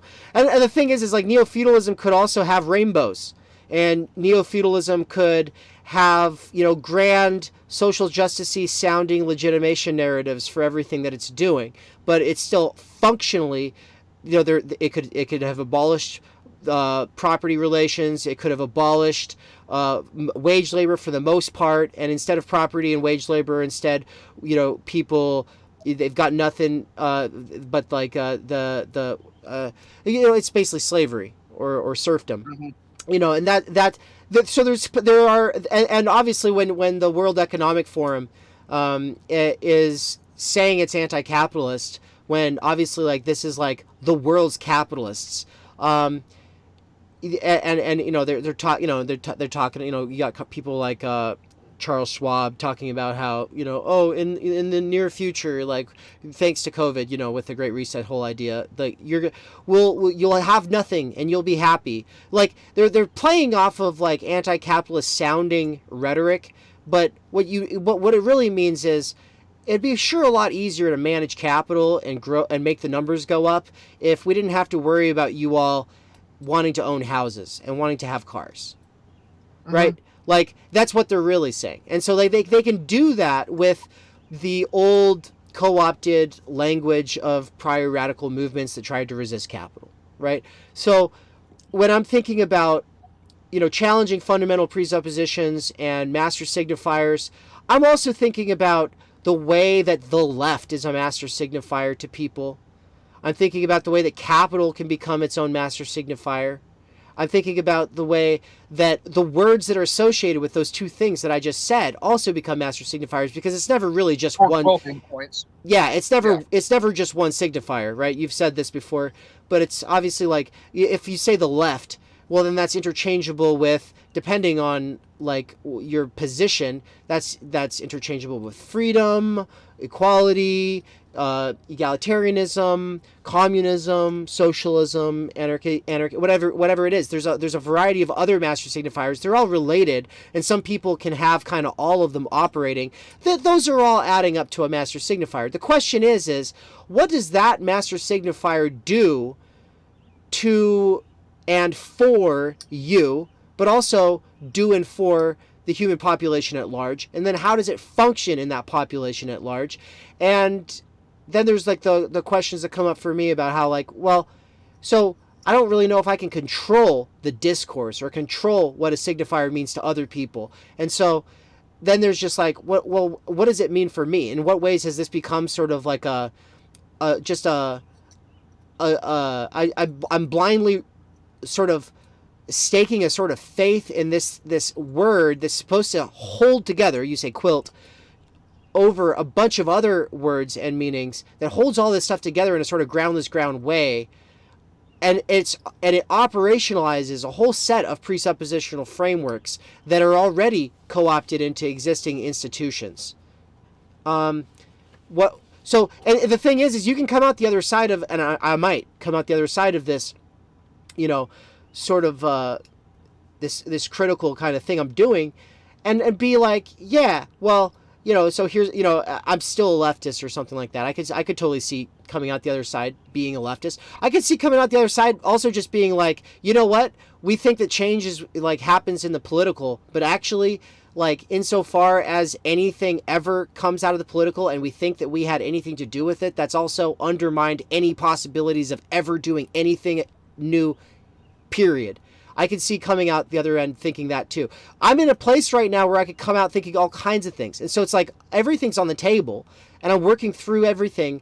And so for me, it's like anybody who's posing a fundamental challenge to the system, or anyone who's posing a fundamental challenge to existing groups, institutions, or ideologies, it's worth taking seriously, even if their conclusions or their policy proposals are fucking stupid.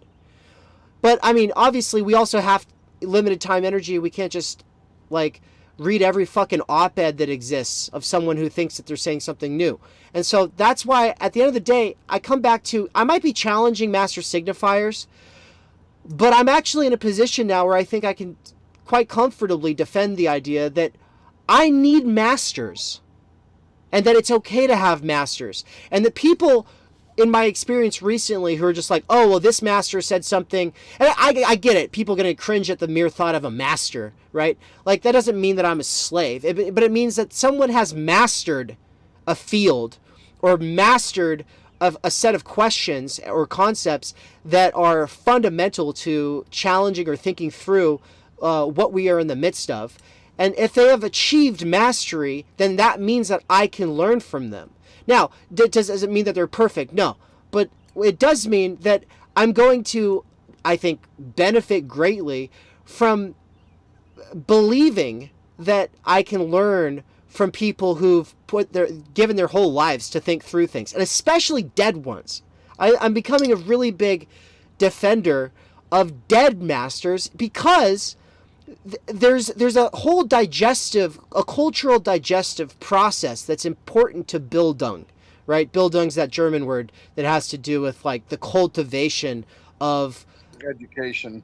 Yeah, essentially, but it's also like culture itself, or like, you know, if for Hegel it was spirit, you know, Bildung and spirit go hand in hand for Hegel.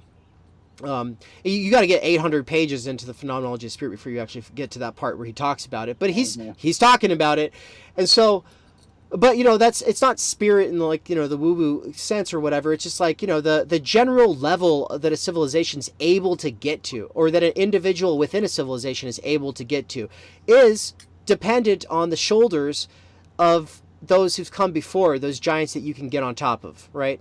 And so, yeah, you know, and ultimately I'm going to disagree with everybody, and I'm going to have some pretty fundamental critiques of everybody. Like, for instance, I rely on Marx and Heidegger a lot in Waypoint, my first book, right? And it's like, in a big way, I expect that I will be, you know, wrestling with them for the rest of my life, and I'll be agreeing and disagreeing with aspects of their projects forever. But I can already tell you, like, if I had my time, energy, in a couple of years, I'd write a fucking killer book about time, energy, but also it would function not just as like an expansion on their projects, and not just as a synthesis, but also as a fundamental critique to not just aspects of their own thought, but mostly how they've been inherited by Heideggerians and Marxists, right? Mm-hmm. And so, but it's just like, that's just me coming into my own as a thinker, and you know, like, it's sort of that, you know, the father of the primal horde, you know, his sons are going to rip him to pieces eventually. You know, this Freud was keen on the fact that this was going to happen to him, and the fact is every thinker sees it coming. If they've done some fundamental contribution, and then they go to these conferences and then they're like, oh fuck, all these guys, you know, after I'm dead, they're all going to be fighting over my remains, and then they're all going to say they're the real one, and then I'm going to get enshrined, and it's going to be this fucking pseudo-religious bullshit, right? Well, yeah, but insofar as a worker is able to gain freedom and win back time, energy from a market that's reduced it all to labor power and put us on auction blocks, insofar as we're able to gain any critical distance from from the fundamental coordinates and presuppositions of these fields of relations, forces, and interests that we're always already in the midst of, I think, I'm pretty sure at this point, yeah, that a big part of it's going to come from accepting the fact that, you know, we've got a lot to learn from people who've come before us, and that there's nothing fucking wrong with that. And the fact that, and I to me, it feels kind of stupid to have to say it. It feels kind of stupid. You're saying it, but you're not saying it, which is to say, I'm going to say what, like, if I'm reading your desire right now correctly, yeah, go for here's it. what you're actually wanting to say. Listen up, you fucking PMC. You're not a great philosopher. Yeah. I mean, yeah. Yeah, oh, you know exactly what position to have currently, and you know exactly what to say that is, like, the correct thing, and now you think that you can write off people who are in the life of the mind. Read 500 years from now. Who are going to be read 500 years. Yeah, exactly. Yeah. Oh, nope. Fuck them. So, and that's basically what you're saying, is that there is this tension we see, and social media has given rise to it, between, like, these thought managers and then philosophers, and they are not the same thing. Right. And so you see people who think you can just write off a Zizek or an Agamben. Now, I get the Land kind of did it to himself. I get that. But someone like Zizek, or, I mean, nobody even has, very few people have even grasped how profound Zizek's work actually is.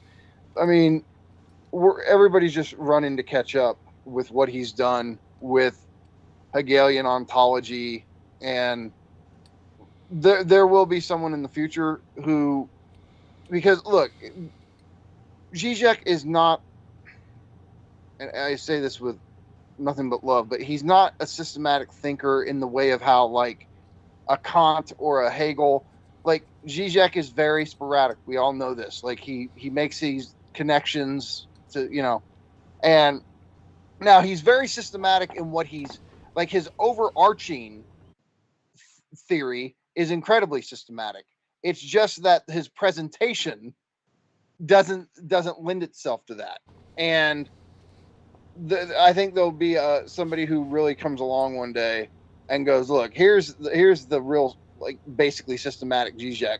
I mean, look, McGowan is kind of great at. Adrian. Yeah, McGowan's done a hell of a job doing that. But I mean, I don't think Todd's going to write that book, and I don't think. I mean, Adrian Johnston did a great job with Zizek's ontology, but I still think someone will come along that can connect all of these dots in one book, as far as what Zizek's doing with Hegelian ontology. That will really, it'll be a game changer where everybody goes, oh God, Zizek was way more important than we realized. I think you could write it. Yeah, maybe. Foucault. I mean, Foucaulting in the chat. A lot better at Hegel. Foucaulting in the chat says ADHD daddy. Yeah, that's exactly what Zizek is he's our ADHD daddy. So I want to say, I wrote a couple short little paragraphs here, and I just want to read these, and then you and I can riff off of them. Well, I wanted to say something about the PMC thing too, which is just that I wasn't gonna use the term PMC in this conversation only because I think it requires too much unpacking. But I think that I like the way that you said thought leaders, or, obviously this goes to influencers, but it also goes to priests, and it also goes to people who take on sort of secular priest roles in our society. But ultimately they all serve like the legitimation narratives of meritocracy, even when they're hyper-leftists and anti-capitalists. They can often still serve that function if they believe that influencer / opinion curator is a role that's going to be necessary in the society that they're fighting for, right? Because for me, it's I obviously, like, people will gravitate towards other people, and people will want, people will still want to get on the shoulders of giants and great teachers and stuff like that.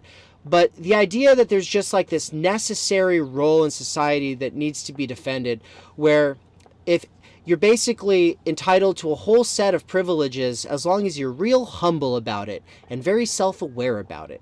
And you're entitled to this set of privileges at the expense of everybody else having to do all the real work. But your job is to just tell all those doers how to think right. And if they don't think right, then it's their own damn fault that they don't get to have nice things. Right? And that's what Nazis. Right? Yeah. And so because that has become such an important position in our society, this sort of thought shepherd position has become so important. 50% of a generation wants to be YouTubers, right? And a lot of those people want to be influencers. And they think that, as long as they have the right opinions and they're just going to be good role models, then that's all right. The class society is fixed. It's solved, everybody. We'll still have people who have to spend their whole life scrubbing toilets and people who have to dig ditches, but, it's going to be okay because those people will have, really good role models who tell them what the correct takes are to have, right? And so, but because that's such a thing right now, that this becomes... I think that the prevailing mode when it comes to the life of the mind and to thinkers is that of traffic cops who are trying to tell you, don't go down this road, go down that one. Even if you say, oh, I'm going to be reading some X, Y, or Z, someone's going to say, oh, why that? You should be reading this instead.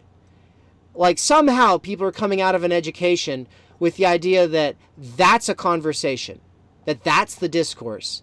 Is having an argument about who you should be. No, fuck you. People should dig into what they're interested in unapologetically. So that's because that's the biggest thing that our education system does, and obviously anybody who's in the PMC has succeeded in the education system. The number one thing it teaches you is that your interests are not legitimate unless you can make your own interests coincide with the interests of authority figures that are arbitrarily telling you you need to care about X, Y, or Z things and focus on getting prepared for exams on X, Y, or Z things by certain deadlines so that later in the workforce you'll be able to continue doing that for the rest of your fucking life. You're going to spend all of your time not focusing on your own interests. And this is why, in part, I do think that ADHD is like a sort of unconscious defense mechanism and reaction against the education system doing this, because it never used to. This is a uniquely new thing within the last 100 years. And it's engineered to produce a hyper competitive and atomized class society. It's engineered for that purpose. And the question is, and who does that? Who gains from that? Oh yeah, capital. And obviously, at the end of the day, that it's capital. Insofar as you might like have a great job, as some ascendant PMC person, and you've found a way to coincide your own interests with the interests of capital, and you found a way to put your own spin on it, and you feel self-actualized, and you've got a cushy job. Like, obviously, it's going to be competitive and probably a huge pain in the ass. But also, there's some recognition and esteem that comes with that position. And so, class society might suck and you don't have tenure yet, but or whatever, you're in this nonprofit and you're not getting paid like a living wage. But, hey, at least you've got like some social capital and some social recognition, right? Ask them if they want to come pull orders with us in the warehouse. Yeah. When it's 100 degrees outside, no air conditioning. Right. So now these kinds of people who've never been able to really cultivate their own interests, except insofar as they could get their interests to coincide with authority figures, and who've then taken on the role of social discourse cops, they're not usually that bright. And they're not, their interests, insofar as they might have their own interests, are usually not that interesting. But some of them really are, ingenious, at least when it comes to socie things, social things, insofar as they're socialites who know how to please the right people and say the right things. Yeah, they're good. Now, the thing is because the old aristocracy, like the kids of the old aristocrats, at least, in order to be considered gentlemen or whatever, at least had to have like some education in the liberal arts. There's still like this idea that to be like a good PMC, whether you're a left or right PMC, it doesn't matter. You've at least got to, have some basis in the life of the mind, right? But obviously, because that would require time, energy, and these people don't have any because they're in the same fucking rat race everyone else is. In fact, more so than your average worker. They don't have the time to do philosophy, and they also fucking revile it, because philosophy is inherently opposed to authority. It fundamentally questions what's going on behind the curtain. It sees the emperor doesn't have any clothes, and there's nothing that's going to drive a fucking manager crazier than somebody who's like, but why? Why do we do things this way?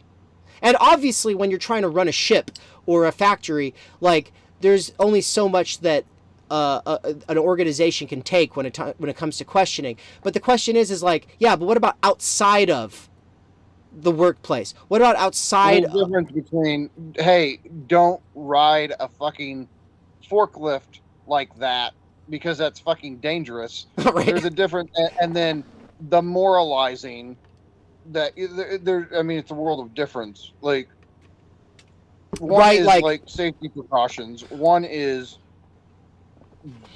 think what I say. Right. And so, yeah, so you'd brought up the PMC thing, so I just wanted to expand on that, because at the end of the day, when we're going to get into, I knew that's what you wanted to really say. We're going to get a little bit more into talking about philosophers as opposed to doing philosophy. And I just want everything I just said to be playing in the background for everybody, because that's exactly what I'm thinking about here, is that that is the social context for people who are trying to be influencers, who end up citing philosophers and talking about them, but they only talk about them as personas. They never talk about them as thinkers who have fundamental questions and concepts that they're working through and developing. Ever mention the concepts? Right. And so, like, we're going to end up talking about this Zero Books video, which, I mean, we're not saying that... I want to do one thing before we pivot into Yeah, that. you've got a thing, so let's do it, yeah. All right, so I just want to, this was another note I had. I wanted to just touch on your discussion with Chris Catrone, which I really liked, and I really like what Chris had to say on a number of things. One thing that jumped out at me, and this is just me being a Lacanian, So you and him were talking about rhetoric and the importance of rhetoric, and he acknowledged the importance of rhetoric, but then he makes a distinction between rhetoric and ideas. And Chris says there is a difference between ideas and rhetoric, of course, and ideas have become debased into a kind of rhetoric, into a kind of in-speak, into a kind of language policing. Isn't that what Benedict Cryptofash is doing? Isn't he saying what matters is what we call ourselves? We shouldn't call ourselves the left. Well, Chris goes on to say it doesn't matter what we call ourselves. It matters what the substance of it is. And I don't think any of us are dealing with the substance of the working class as a political force. Now, this is, you already know that the Lacanian thing is that, yeah, signifiers really do matter. Like what signifiers we use have a way of shaping the field of meaning itself. And so it's not like it's a reversal. Like, and I get it. I think most people would think, well, it's really what you're intending to say that matters. And the Lacanian, who understands how discourse works in analysis, it's like, no, what you intend to say is not the real important. It's what you actually. It's the actual signifiers that pop out. Now, of course, the example is Freudian slips, right? You intended to say something, and you really did intend to say something, but another signifier came out. And so what that indicates is something about your unconscious desire. And so there's that element of it, and then there's the whole master signifier thing. So the Lacanian rebuttal to Catrone is that it absolutely matters what we call ourselves. Now, Tom McGowan and Ryan Ingley, in their podcast Why Theory, have an episode called A Signifier for the Left that deals with this very issue. I don't know whether or not we should call ourselves leftists or the left, but I know that it matters whether or not we do. Say that last part again. I said, I don't know whether or not we should call ourselves leftists or the left, but I know that it matters whether or not we do. Yeah. I see, and that was the thing. Was like, I think after you'd finished it later, and you were like, as a Lacanian, I'm just like, that you brought this up, and I was like, wait a minute, he said that. What was I distracted by chat when he said that? Because I wish that I had been like, wait, you just said like rhetoric really matters. Here you are, your whole thing is the left is dead, but also Democrats and progressives and anarchists and all the rest, they're not actually the left anyway.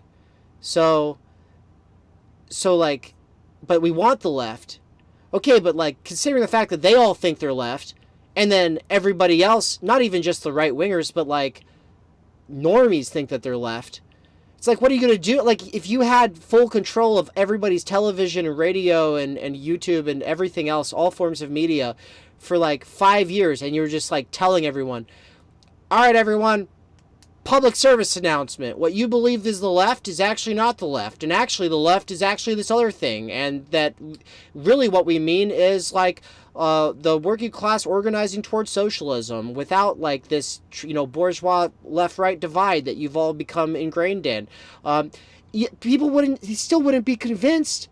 They'd rebel against that because they'd be like, well, this is just brainwashing. Obviously, like, the two-party system is its own form of brainwashing. But I'm just saying, like, you can't control what people think about this signifier at this point. It's been 100 fucking years. So I wish I'd been able to say that. Signifiers themselves are not neutral. They become libidinally invested. They become stained. Right. I mean, think about, like, okay, I mean, I hate using the example because it's so odd. Could we rehabilitate, like, we could say, look, all meaning is arbitrary. No signifier and no signified are essentially linked. They're linked by convention. So that means we can give a good, awesome new meaning to Nazi. Like, no, it's not. Yeah. No, you're not. It's too stained. You cannot rehabilitate that term and give it some great emancipatory leftist signified. This The this is like signifier's dead. this is like the people I still meet them. Yeah, I actually just met my first like unironic. Well, I don't know how ironic he might have not been. I was at a fucking cafe, a diner, and I was getting breakfast. I was by myself. I was at the bar, and I met this guy, and we had a great conversation. I told Ann about this. By the way, Ann's been loving the stream, she said in the chat, but she's baking some cookies for a bake sale. So, hey, Ann, I'm glad you're a part of this conversation. And I want some cookies. you know, Ann makes the best cookies. So I met this guy, like, you know, we had a conversation, whatever, and then like later, you know, and we talked about our podcast or whatever. We ended up having like this, you know, a whole conversation. And we never got into like politics per se. Later, I check out his podcast, and he's like unironically talking about white supremacy, like being good, and actually, historically, like the South gets this bad rap, but it was actually states' rights, blah blah blah. And it wasn't really about slavery. Lincoln wasn't like that. It's all this other stuff. And I've met like maybe 2 other people in my life who are like this. And the thing is like, it's like talking to a tanky. And I know tankies just fucking hate being compared, because like ever since Hannah Arendt, the idea of totalitarianism is to say you got left wing and right wing, like forms of totalitarianism. You've got fascism, communism. These are the 2 forms of whatever. Look, I know people hate it, but like functionally for me, as a sort of culture war centrist most of the time, or as a defector from the whole thing, because I think both sides are fucking stupid right now. There are obvious comparisons, and for me, it's like, okay, let's just imagine I read all of this person's history books, and then I came out the other side of that like, wow, the history is so much more complicated and nuanced than I thought, and the mainstream narrative was actually bullshit all along. First of all, I have no problem saying the mainstream narrative about history that you get through our education system is bullshit. Obviously, it's fucking bullshit, right? People are not coming out of the education system skeptical about the FBI and the CIA. So obviously, it's fucking bullshit, okay? But what you get is like people come out with this starry-eyed view of like American history, and then someone comes along at a point when they are feeling rebellious or like they're defiant or looking for something new, and then they take like this historical breadcrumb trail to like this. Well, actually, you see, like Stalin was actually, it wasn't really Stalin, it was Trotsky, and it was these other guys that he had to fucking kill because those guys were like undermining. I imagine if I just have to do a thought experiment. I go down the whole rabbit trail and I come out the other end, and then I actually am convinced of that person's position. Okay, so you think that you can convince the rest of the world of this? You lost a war, buddy. Get the fuck over it. That's what I come back to. Like, never mind communists and socialists as signifiers. Imagine trying to get America or Americans to vote for anything under the banner of the signifier Stalinist. Like, I right. just right.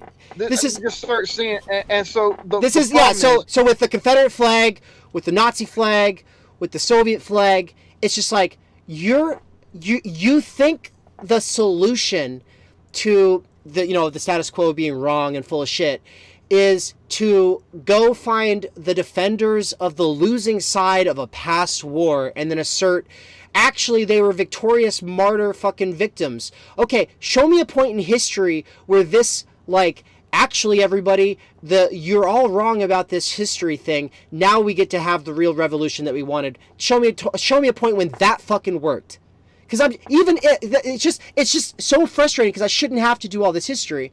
I already know it's bullshit, but I don't think the state propaganda of a losing side is somehow sacrosanct and like stands on like this like noble like side of history. Like, oh, we bought into the lie. So actually the loser in history, that loser had the truth, right? Because so people say history is written by the victors. Yeah, that sucks. So I definitely read history with a grain of salt, right?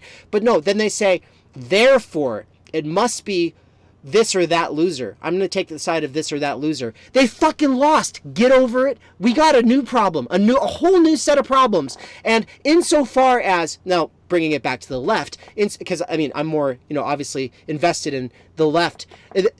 Here's the thing: insofar as the losing side was the left, and the losing, and that there was some genuinely good stuff going on. Obviously, millions of people died, fighting for Soviet Russia, for instance, on both sides, by the way, of like, say, the Bolshevik and Menshevik, fallout. But also on both sides of that, they also killed a lot of Nazis. You know what I mean? Like there's a lot of heroic people who gave everything they had to this cause or whatever. And so it's like, yeah, they should be respected.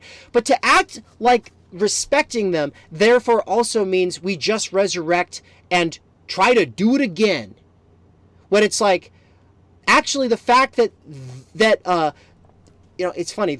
Both. I think Frederick F. Bender says this in his The Betrayal of Marx book. He says it's actually kind of funny. The United States and the Soviet Union both wanted you to believe that Marxist-Leninism was real Marxism. Right? The CIA and the Bolsheviks agreed that the Bolsheviks are real Marxist-Leninism. That Stalin is the real epitome of Marxism. They want you to believe that. Both sides wanted you to believe that. But wait, why are they so invested in you believing that this is the natural inheritor of that project? And why are they all so much more interested in you reading a handful of pamphlets written from whichever time period in this revolution than they are in actually getting back to reading Capital itself? Yeah, so I don't know.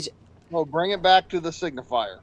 Yeah, so I guess the way it comes, well, and actually, hey, so that's all a genuine question, I guess, from me to Chris Catrone and anyone else who, like the Solitarian, who is watching that and was like, yeah, if you're not on board with Lenin, then what the fuck, you're not even a Marxist. Okay, why? I do not find it convincing at all that you have to fucking stake yourself like on some like historical political figure. This is, and for me, it's like we genuinely need to do something that's not been tried. And we're never going to figure out like what that is if we're just like, no, it's this thing that we tried before and failed because we were up against impossible odds. And by the way, those odds are now more impossible than they ever were before. We just have to try harder. The leadership will be better this time because I'm involved. Yeah, what the fuck ever.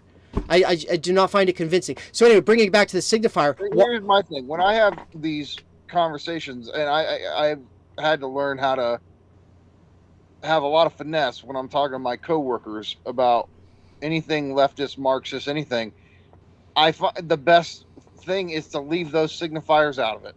You start talking to them about exploitation, or you start talking about shitty wage labor and all, they'll go for all that. And you can work with them there. If you start Lenin this, Stalin that, hammer and sickle, red and yellow, if you go in that, they tune you the fuck out. They don't care. And I've had to learn, like, I can get them to go for certain policies, certain structural transformation, like that I can get them to go for. I cannot get most of them to embrace any of these signifiers. Yeah, and they're libidinally invested in the sense that I don't think people understand how deep that goes. But a person they're libidinally invested in America, freedom, family, and then you start to talk about these policies and how these policies would help these other. They start to go for the policies, right? Like they start going, yeah, this fucking wealth gap is obscene. These fucking capitalists don't need like a 40th yacht. Like they'll go for all this shit, but they won't go for certain signifiers. And I've learned this rhetorical strategy of I can talk to them about the ideas, and so it's a whole thing, right? Like, so he was saying, there's this distinction between rhetoric and ideas, but the point is. And this is as a Lacanian, I don't think there's this realm of meaning, and then signifiers, like meaning is generated through what signifiers you're employing in a situation. And so signifiers and ideas Like we have to think them in terms of each other. And so when I say I'm trying to give them the ideas, I'm trying to say I'm using signifiers to get them to policies or ideals that they wouldn't go for if I use the standard signifiers attached to them. Right. Which is obviously like that's time energy started for me at a sort of juncture between some theoretical and practical problems that I was working through, but also just rhetorically trying to communicate what I fucking care about. I use time energy with them, and they totally go for it. They're like, God damn right, I wish I had more of my time and energy. And when I explain to them, like, well, you don't really have your time without your energy, and your they go for that. Right. No problem. Right. Like you just talk about like, yeah, there's just, what would you do if you had just like a surplus, a reliable surplus of time and energy every week? Oh, because it's not, no longer is it this video games and Netflix or the whatever, poker. Like it's all of a sudden it's like it's the fucking violin. It's like learning how to program. It's learning how to do this. It's learning how to, like, there's a lot of things that we want to be able to do that we try to get into. But what do you have in capitalism? You have the end of the day or the weekend, and it's time without energy. And then every once in a while you have a burst of energy, but the time that it's attached to is time without the potential for repetition. So no, you don't fucking have it. You don't have time energy. And every time you get all excited and if you feel inspired for a week about all the things that you're going to do different, and you're going to do this different, you're going to do that different, you forget. Your stomach's, it's when you take way too much food on your plate, and you're like, wow, my eyes were like bigger than my stomach.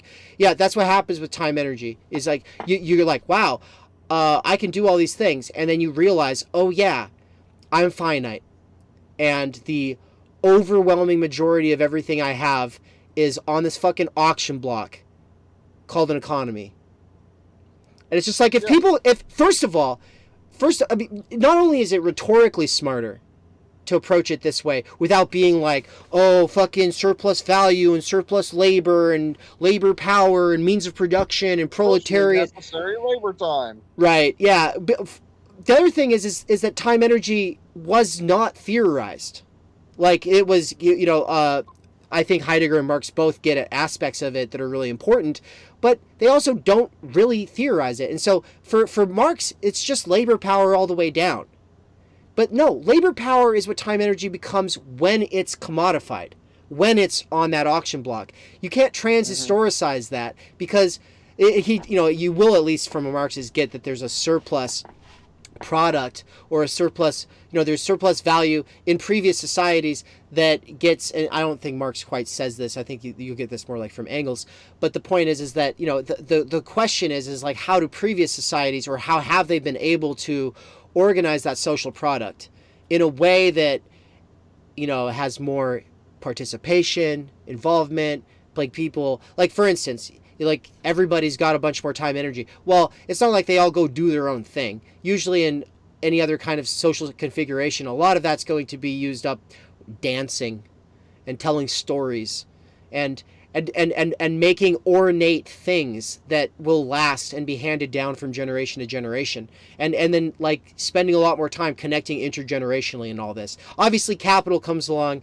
tears apart the intergenerational idea, tears apart symbolic exchange, replaces that all with simulation and simulacra, And so there's this whole question of like, can you put Humpty Dumpty back together again? And, I think as a baseline skeptic, I go, well, I don't even know if it needs to be put back. I don't know if anything needs to hinge on it being, quote unquote, put back together again. I don't believe that we'll ever, be like these, like, we're not going to be hunter-gatherers again, but with air conditioners. It's not going to happen.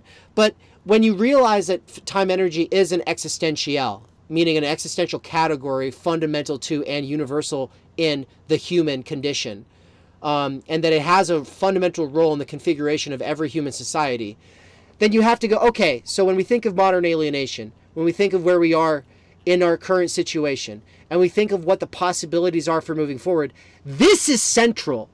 And then for me, like, obviously there's this part of me that's like, wow, it's not though.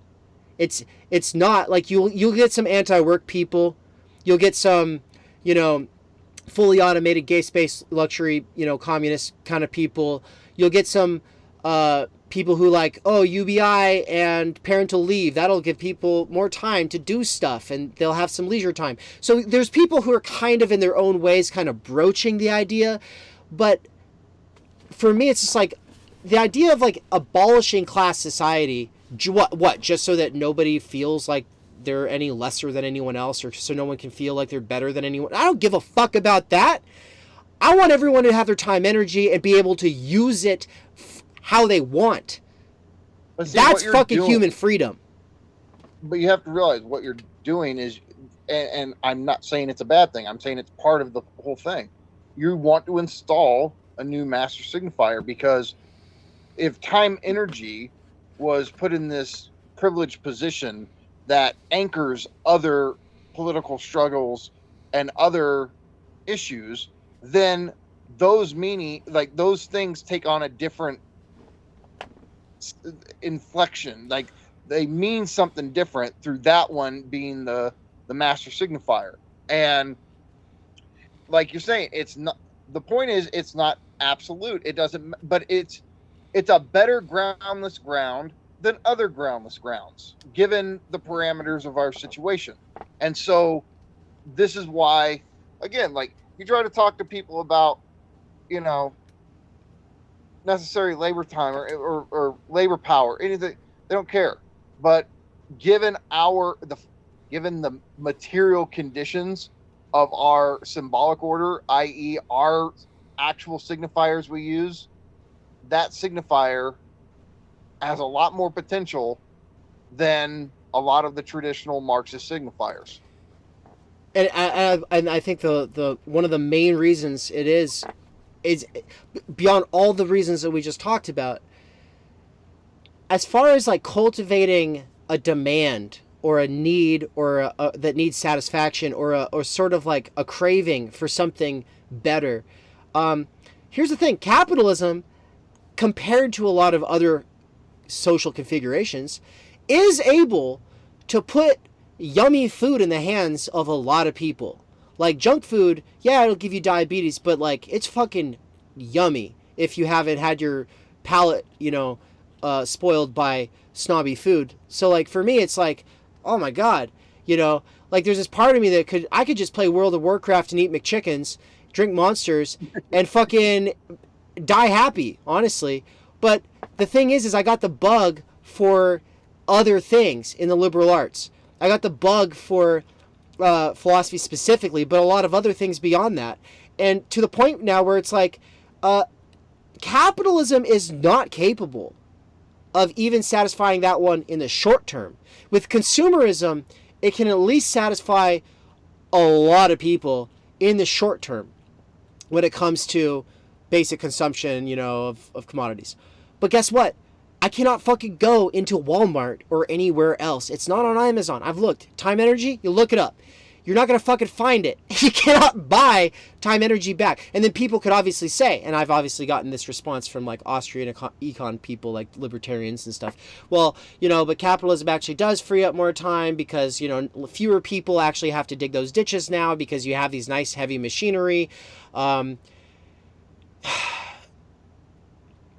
You know, in a sort of sense, obviously, these are labor-saving devices. The point is that every time we have labor-saving devices in capitalism, it doesn't free up time energy for anybody. That's the fucking trick, is that every time we automate something, every time we replace like 4 tellers at a you know, the checkout at a grocery store with like a machine, and now just one person has to watch 6 machines or whatever. Like, oh, I'm looking around. I don't find anybody has like a surplus of time energy, do they? No, they fucking don't. So capitalism is not able to satisfy this, even though capitalism's able to develop some cool labor-saving devices because they're privatized. We do not reap a social benefit from that. So, and, you know, and then obviously my response to anyone who's like, well, China's doing pretty good. Like wages are going up, and they've got mass production, and they've really advanced from being like a sort of like, well, they were underdeveloped, and now they're getting ahead of the United States. It's amazing. And also like that you can see that Lenin's Russia was able to industrialize so fast because central planning, it's actually got some real like benefits. Yeah, totally, 100%. Yeah, that without question there can be benefits to central planning. There's also drawbacks. I think seeing like a state gets into some of those, with the sort of high modern assumptions that planners usually bring to the table. There's certain fundamental things that they just don't understand usually. But there's definite gains that can come from centralization. Problem is, whether it's centralized or whether it's laissez-faire, those labor-saving devices and industries are not actually freeing up time energy. And I actually, it was funny because Catrone had said offhandedly that Rosa Luxemburg and Lenin did have in mind like the abolition of the category of wage laborer, like in a way where he was talking about the form of labor itself being what's abolished. Yeah, but I don't, obviously he's not working with time energy theory, so it's like I don't think you're gonna find in them like this idea though. Like, yes, they want workers to be given their fair share, right? Like they want workers to have empowerment and control over their own workplaces, and they want them to not have to like sell themselves on this auction block. They want them to have like reliable. But I don't want to be a fucking worker. Yeah, that's what we're. Yeah, I want to take bullshit jobs and eliminate them, and then I want to take shit jobs and eliminate them to the nth degree. Now, obviously, it cannot be completely done, but we can reduce basic societal functions to chores. They don't have to be a lifestyle. And want to talk about a lack of radical imagination right there. The fact that that's just not on the table is like, yeah, it's going to drive me crazy.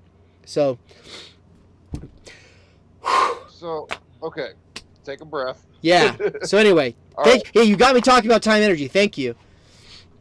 So, but I'm bringing it back to this.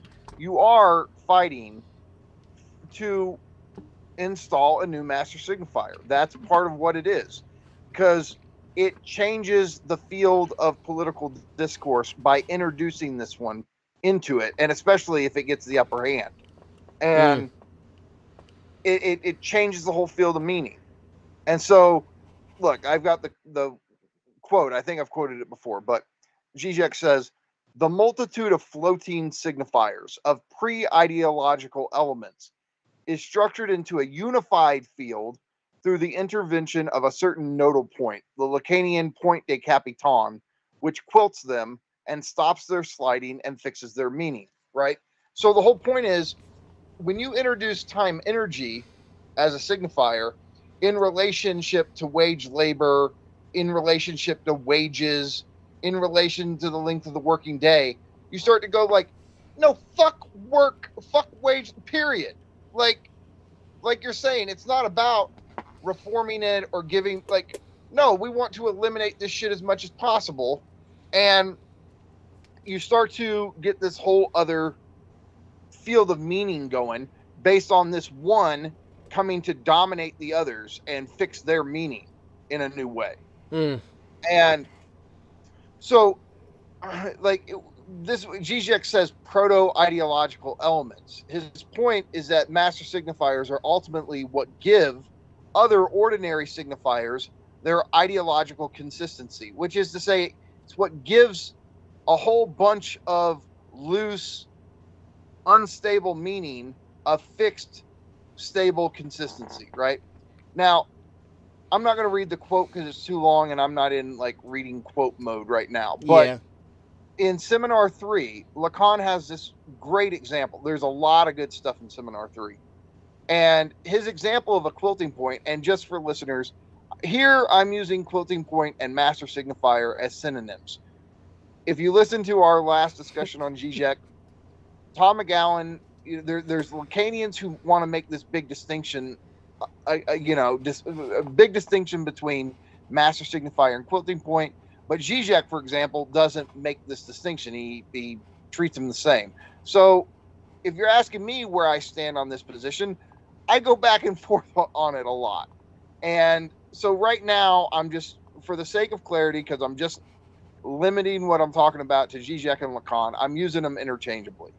So Lacan gives a great example of a quilting point or a master signifier, and it's an actual highway. And this is what we also have to understand. A master signifier or a quilting point doesn't have to be a literal word.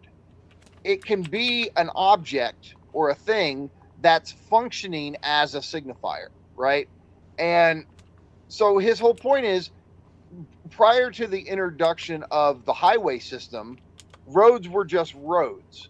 But once the highway system is there and has this central function in the transportation in society, then standard roads now become back roads. And so they retroactively get changed. Like their function, their meaning, their place in society is altered through the introduction of a highway. And so you see something is, and we all know this, like when you're in the city, highways have a dominant position in your very field of orientation, in your field of meaning. And they anchor your bearing, like your location and where you are in the city. And so he's using the highway as an example of how other signifiers function in our minds and in our relations to other people. And so I don't know, I just love this. It's almost worth reading, but again, it's a long, if anybody wants to go read it, it's Seminar 3, and it's pages 291 to 292.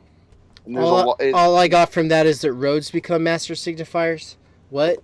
No, so the highway is the master signifier, and the roads that were once just roads, through the introduction of the highway system, they become back roads or alternate routes or whatever. And the point is, see how, like, once the highway system is in place, it retroactively changes what the roads are now.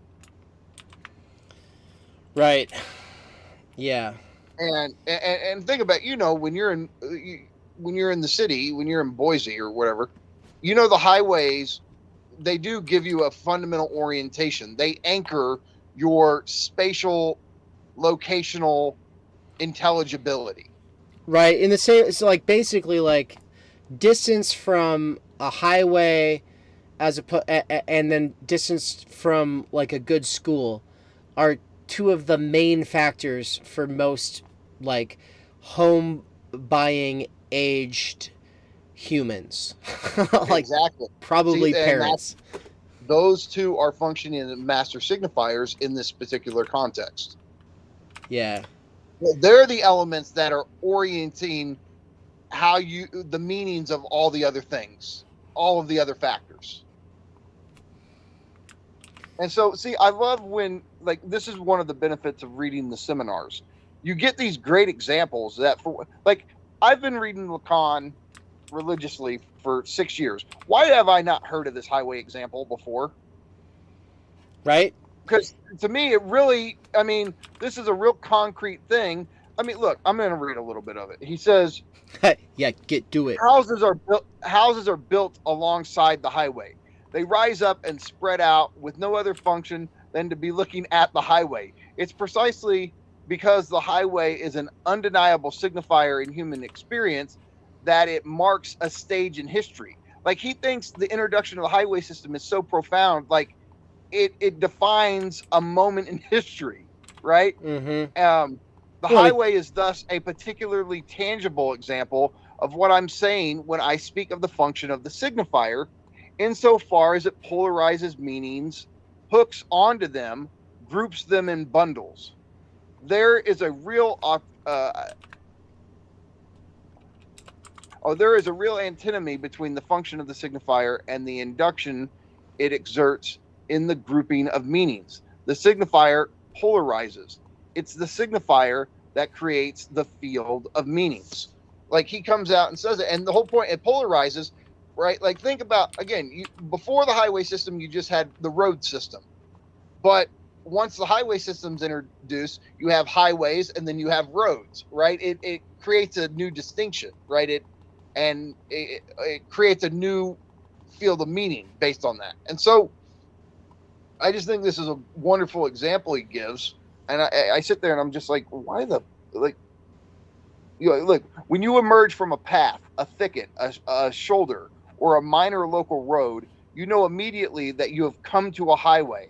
The highway isn't something that extends from one point to another. It's a dimension spread out in space, presenting of an original reality. So the point is, like, the moment that you reach this master signifier, like, if you've gotten off the beaten track, if you've taken back roads, you don't know where you are. The moment you reach, like for me, if I was off in Independence or Raytown and somehow I got lost, which is funny because I know my town's like the back of my hand, but if I got lost, the minute I find I-70, I know exactly where I'm at. Right. So I've really liked ever since I got lost in Chiang Mai a bunch in Thailand. So I had already read Being in Time once, and you know was getting into continental philosophy and stuff. I was there to study Buddhism, and was sort of an exchange student, and I was just there for like a month, and it was a great time because it's cool to be at a place when you're not just dressed up like an American, you know, walking around. You actually get a uniform for the school, so like people know you're like a part of the school, and they treat you different than if you're just walking around in shorts and flip-flops and whatever, you know. And you know, in Thailand, the Chinese middle-aged tourists, middle-class middle-aged Chinese tourists are the annoying boomer tourists that they have to deal with a lot more than Americans. So because it's pretty much like if you're a middle class Chinese tourist, like Thailand's like one of your main destinations, and it just drives them crazy because, you know, like Chinese people will show up in like their extended golf cart, get out like 20 people strong, and they'll all take photos of you like you're an exotic bird, and not say anything to you. And I was on the receiving end of that, and. But you know, they do it to everybody though, and so it's funny to not. It's nice because I've traveled other places where Americans are the dumbasses, and so it was nice to be in a place where it's like, an American, they don't hate you half as much as they hate these other people, you know, and so that was, you know, it was kind of the experience. But part of, you know, getting off campus and going out and just kind of exploring, for me was I wanted to get lost, and so like I got a scooter. And to me, I was like, I'm just going to get lost in the city. Like I had read about traveling, and like the idea of like being, like getting lost and then having to find your way back is like a good exercise. And obviously like not knowing Thai, like that is a hard language. I mean, people talk about how hard all these other languages are, but like Thai is still not even on Duolingo. It's a real monster of a language. And anyway, but you know, getting my bearings in a city though, like it really comes down to, you learn about a couple of main roads, you learn about a couple of main landmarks, and then any fucking where that you are in the city, if you can find those landmarks, then you know where those roads are, and then you know where home is.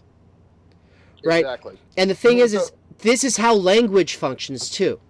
Right? And so that's what you're saying about exactly where I'm going. Lacan's point is that the highway organizes, fixes, orients, and anchors all of the streets, roads, signs, and places within a city by providing them with an overarching coherence. So, if somebody is trying to introduce you to the main anchoring points in the city of language, and those points automatically bring to mind gulags, starvation, bread lines, you have to wonder if those are the best anchoring points to try to get people to go along with.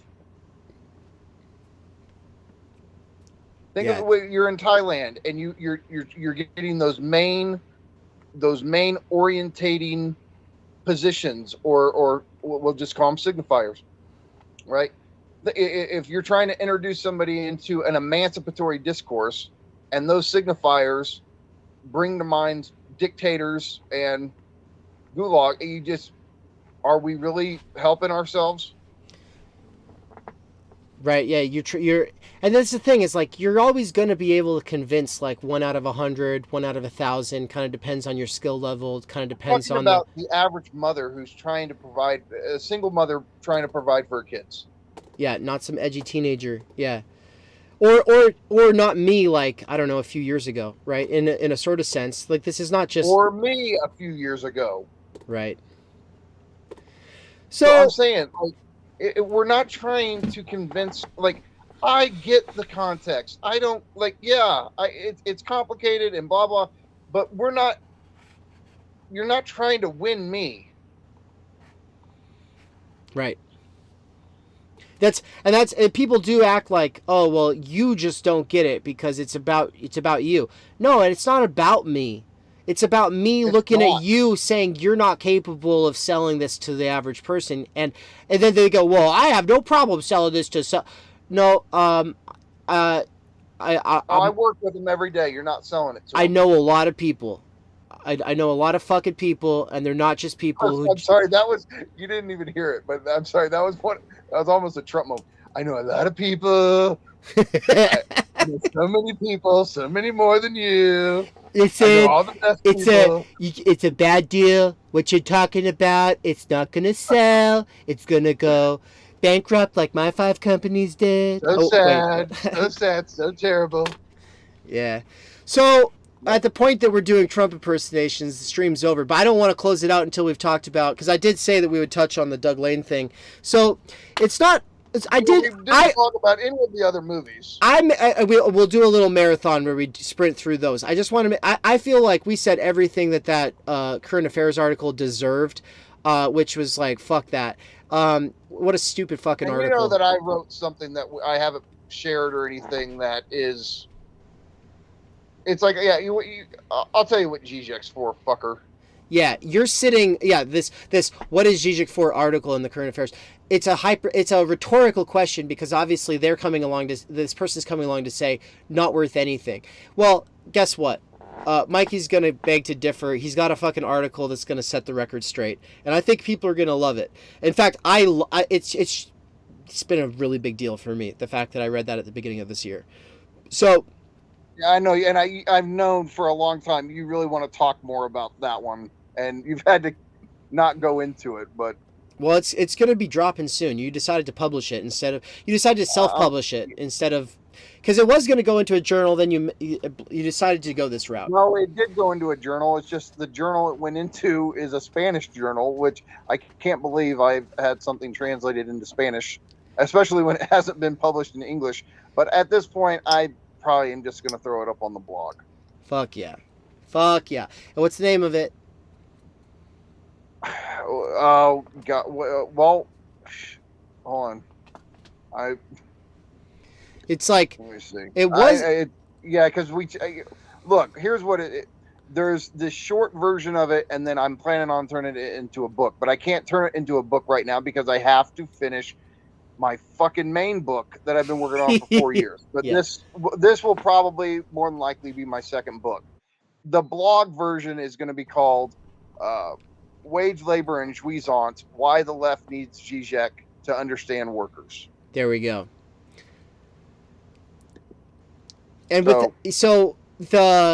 which is a nice little segue. So obviously you've got an answer to what Zizek for, but this is also an answer to a sort of. It wasn't meant. You wrote this before this was ever a thing, but it actually also happens to answer the sublation media question: is Lacan an enemy of the workers? And on the thumbnail, it shows Lacan with his twisted cigar, and it's got a little quote box coming out that says, "Did I ruin Marxism?" Okay, so I said in the letter I sent out about this stream that I'm not saying that Doug is one of these social discourse cops, but this is a video that's over an hour long where that's the supposed leading question, and they didn't talk about any of Lacan's concepts, or in other words, Laconcepts. A whole video, no Laconcepts. So So Mhm. we wanted to talk about it briefly, but you watched it in preparation for this, and I watched a part of it in preparation for this. Actually, I know I double sped through the whole thing on my second time. So let's just talk about it. Like, let's be fair to what they actually were doing, and then let's actually respond to this. So a Okay, bunch of so the people, video. let me just say as preface though that like within like 3 days, like a bunch of people had sent this video to Mikey and myself. And so, because we've been doing all this shit about Lacan and Zizek, and then this oh, is Lacan an enemy of the workers comes out, and then everyone's like sending it to us like it's got something important to say. And so I watch it and I'm like, what's it saying? What? I don't understand why people are sending me this. I feel like I'm being trolled right now. What the fuck is this supposed to say? What is it saying? Mikey, what do you think it's saying? Because you obviously think it's saying something. So the video is a lot of contextualization. Okay, and so for me, for our purposes, it's important to focus on the question. It's more important to focus on the question than what's said in the video, because again, what they're doing in the video is trying to do this broad contextualization of Lacanian psychoanalysis, Frankfurt School, structuralism, post-structuralism, and they have this broad, this zoomed out contextualization they're doing. So Doug said he decided to have the conversation because one of the founders of Platypus Society, and who is now the editor-in-chief at Sublation magazine, a guy named Spencer Leonard, is not a fan of Zizek and Lacan. And we know that Doug has done a lot. He's had Zizek on, done a lot of videos with Zizek, and works with Lacanians and everything. So Doug has said that the reason he got into Marxism was through Zizek.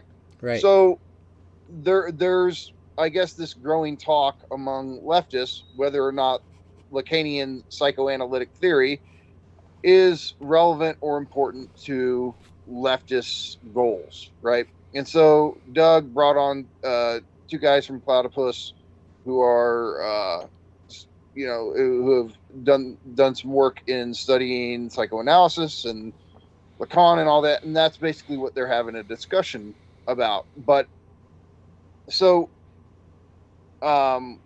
Andreas, I believe is one of the name, and says that we must approach Lacan as a symptom, i.e., the leftist political interest in Lacanian theory is a symptom of the regression of world revolution. Right. Right. And this is minute 22. And I think that's an interesting idea. Like, why does the left feel this? Why is there this compulsion to study Lacan? Well, I like the idea of Lacan being a symptom of the failure of us to rely on old leftist narratives, or the world revolution hasn't happened. Why? What's gone wrong with the left? So the need for Lacan indicates there's some deadlock in the left itself. That's cool. I like that idea. By this, he means that the left is currently interested in Lacan due to the seeming impossibility of an international revolution, which is, we could say, is Lacan a symptom of capitalist realism, right? Mm-hmm. Andreas draws a distinction between the Frankfurt School's relation to psychoanalysis and the Lacanian left's relation to it. There's a discussion of Wilhelm Reich's and why you use psychoanalytic theory to help build the German Communist Party, which was necessary due to a deep crisis of international socialism, i.e., lots of workers voted for fascists. Like, that's what Reich was concerned with. And Adorno. Yeah, right, exactly. And capitalist society ended up using Freudian theory to its advantage. For Adorno and Horkheimer, if you take up that perspective, right, of theirs, you can say, like, oh, well, in advertising, we see this in Mad Men, but in advertising, consumerization, culture industry, etc., you can see how Freud's insights into the unconscious were employed in such a way as to aid capitalism opposed to threaten it.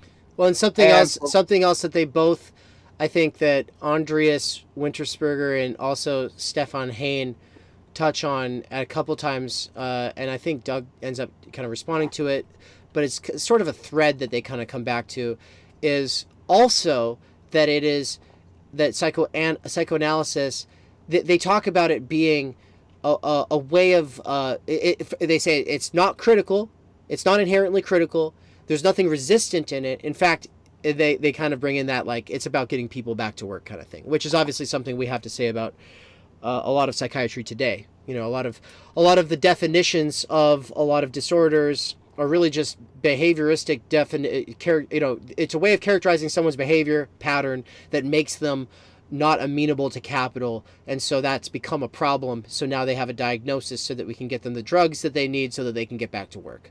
Right? Now, obviously, it doesn't have to be that vulgar, but it often is. It often is. Right. But well okay.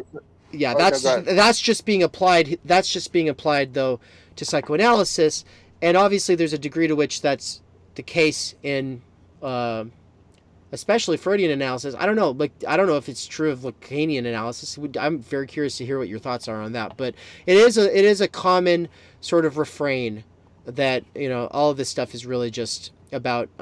It's just about getting people back to work. So. Well, and so I mean, Lacan also saw this problem of how Freud was absorbed into capitalist society, right? Like that's, for Lacan, that's what ego psychology does. It's like it's analysis turned into profit-making enterprise. And so for both, we could say Adorno and Horkheimer and Lacan, psychoanalysis had to be saved from its capitalistic appropriation. Now, okay, so they raise these important questions, and they go on to discuss them. So, but as far as the question, is Lacan the enemy of the workers? Or I think we could make it more broad and say, is theory the enemy of the workers, right? To me, if we start to zoom in, instead of just doing contextualization, and we say, all right, let's talk about the concepts themselves. The question is the concept of objet petit a the enemy of the workers, or the concept of death drive, or the concept of a master signifier? Like, is the concept of objet petit a counter-revolutionary? Like, when you start to frame it in terms of these specific concepts, it's harder for me to see how that becomes an enemy of the worker.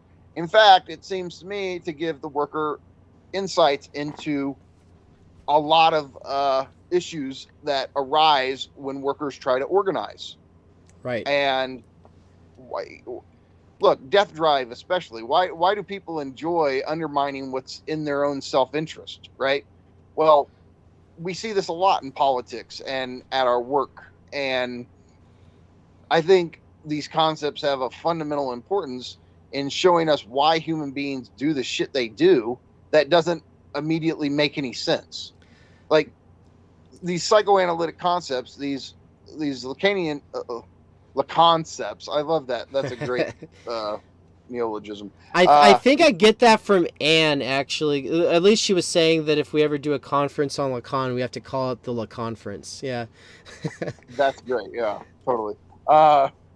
You start realizing, like, wait, so are you telling me it makes workers worse off to understand what makes human beings, i.e. workers, tick?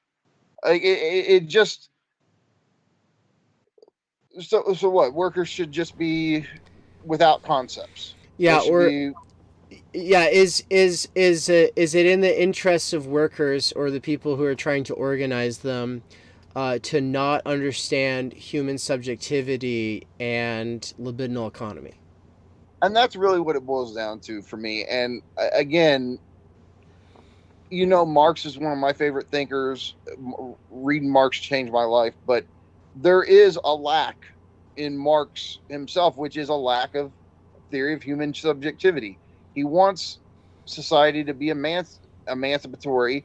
He wants the proletariat to engineer and perform this emancipatory gesture. But more and more, like, you read Marx, there's just, where's his theory of human subjectivity? I mean, there's a little bit in the manuscripts with the alienation stuff, but other than that, he doesn't really have a concept of why human beings do what they do or what makes them tick. And I think this is why a lot of Marxist organization fails. Like, they don't get, like, Marx kind of, because he was playing the game of, I'm going to take Adam Smith and Ricardo and classical political economy at its word, and then I'm going to show how it undermines itself through these built-in intrinsic deadlocks or contradictions, right? Well, okay, if you take classical political economy at its word, then you take its theory of the subject at its word, which is just homo economicus. I am a rational agent pursuing my rational ends, Right. and what's in my self-interest, and I go into the market, I make a fair exchange, and through pursuing my own individualistic self-interest, we head towards a good society for all. And like, so this concept, this liberal concept of the subject of homo economicus, of the rational agent, that is just, I rationally pursue my self-interest. Well, the second you get into psychoanalysis, you know human beings aren't that. Right. They're not rationally pursuing what's in their self-interest, at least not entirely. And once this other side of human subjectivity emerges, like, yes, there is a sense where we pursue our self-interest and we pursue what we in Lacanian Freudian circles call pleasure, right? But then there's the pursuit of this other thing called jouissance and death drive.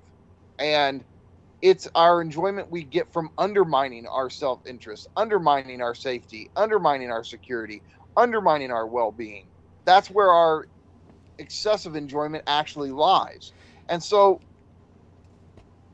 if you don't understand how human beings are split subjects who are not just pursuing their self-interest, but also pursuing the enjoyment of undermining their self-interest, then you're just going to keep bumping your head against the wall. Why won't people just do what's in their self-interest? They don't enjoy that.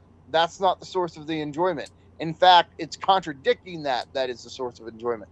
And so there's a lot more to it, of course, but this fundamental insight of Lacan's is, to me, I mean, I think it's absolutely essential to be, like Zizek has said, to be a Marxist today, one has to go through Lacan. And again, there's so much packed inside that, but this is one reason why I agree with that. Someone in chat was asking if you've done a stream with someone named Aaron, but I can say Mikey's never done a stream with anybody but me, except for one time when we went on to Adam's podcast, Adam Reactions, yeah. The Acid Left. Yeah, I mean, that's not to say he won't ever, but no, at this point, all your Mikey, you got to get it here, folks. But so look, so ultimately, like, I get. Yeah, I just want to say, like, a big part of this is also when our frustrations earlier talking about the signifier and the importance of it and how it is, no, you don't just get to give it the meaning that you want to. Also comes back to, like, yeah, so what kind of a theory of subjectivity are you presupposing when you say that you can just, you say, well, historically, my definition has a better, like, basis in the history of the political struggle. Okay, so if, like, granting that it's true, you're assuming that people in mass are just operating under false consciousness, and that as soon as they get that they get enlightened by you showing them the real deal, then they'll get it. And then they'll go for what's in their best interest. Then they'll go for what's the subjectively real definition, right?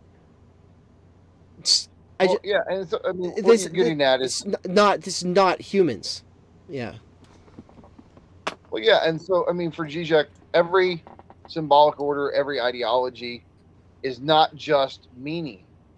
this is the whole point of Zizekian theory of ideology. It's not just meaning; it's also jouissance. It's enjoyment, and so you can point out basic truths about what's going on. You can point out the facts, and yet people still won't go for them if their enjoyment is aligned in a certain way. So this is part of why you can't just get people to do what's in their self-interest if you point it out. Well, if that's not how their enjoyment functions, then the meaning doesn't matter. So that's where there's these fundamental insights that Lacanian Zizekian theory have into human motivations, human desire, etc. And without them, I think you're just stuck with some naive theory of why won't people do what they should do? Yeah. So that's it for that, I think. And now we can just say, like, all right, there's a bunch of movies and shows out right now.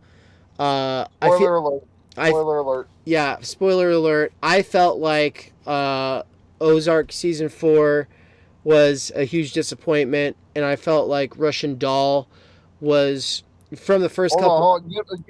Give people. All right, we did spoiler alerts. Just tell them what we're going to talk about. So if they want to be out, they can be out. I'm just going to straight up tell you, like, if I could redo the last 2 months, what I would not have watched and what I would watch, and we'll also talk about what we loved about the things that we did love.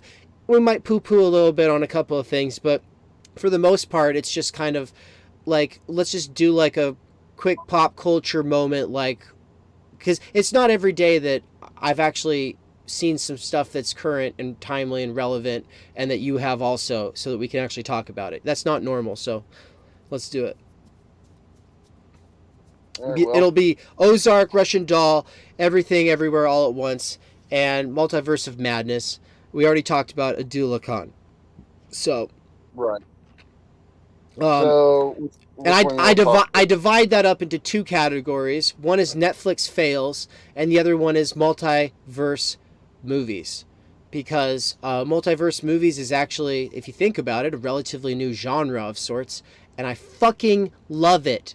I love it so much. But also, it would benefit from some philosophers sitting on their... I think in the same way that Edward Bernays had like a huge he had a retainer with the Columbia Rope Company that paid him more than the president of the company was paid, just so that he could be on call, so they could run ideas past him. And that's, at the end of the day, like, if you haven't spent the last 10 to, in Mikey's case, like, 17 years studying the history of ideas and subjectivity, and you don't have like super nuanced theories of subjectivity, you probably want to have someone who has on call, so you can run your fucking characters by them. Just saying. So, but and that, to a certain degree, there's these cinematic masterpieces that are coming out, and they're mind-bogglingly beautiful, and there's really, really cool visual effects going on, and just like epic shit like I've never seen before. But they end up having like a solid 8 as opposed to a 10, just because at the end of the day they're not really thinking. I should just say that they're not thinking, but there's subjectivity's lacking. It's especially Everything Everywhere All at Once. I actually came out of that being like, that's a 10. And then we had a conversation, and I'm like, oh, okay, you've got some points here. So let's get into it. Which one do you want to start out with? Well, okay. I mean, Ozark and Russian Doll. I mean, we can do those first, because I don't think we have a lot to say so much. It's just that for me, the failure of and I've loved Ozark, I really have, but my big issue was the series finale felt like a season finale. You don't feel a real sense of closure. It just comes out of nowhere, and it's like, oh, okay. The end. And there's a lot of really fucking weird plot shit too. Like the way like, okay, so was it episode, like, because the season gets continued after what, it was shut down for COVID, I think. So it's being continued, and we've got Ruth, who's like, an awesome character. I've liked her as a character, but she's gonna go kill this guy, this cartel guy who killed her cousin, and they do this whole thing where she goes and, like, she kills him. She just walks up and shoots him. But the whole thing was her just imagining that she was doing it, but they did not in any way make that clear that she was just imagining it. There's just weird stuff like that all throughout the rest of this season, where it was just like they had an idea and then they just completely failed on execution. And then there's other things where it's like people are they're having a fight. So for instance, the son, what's his name?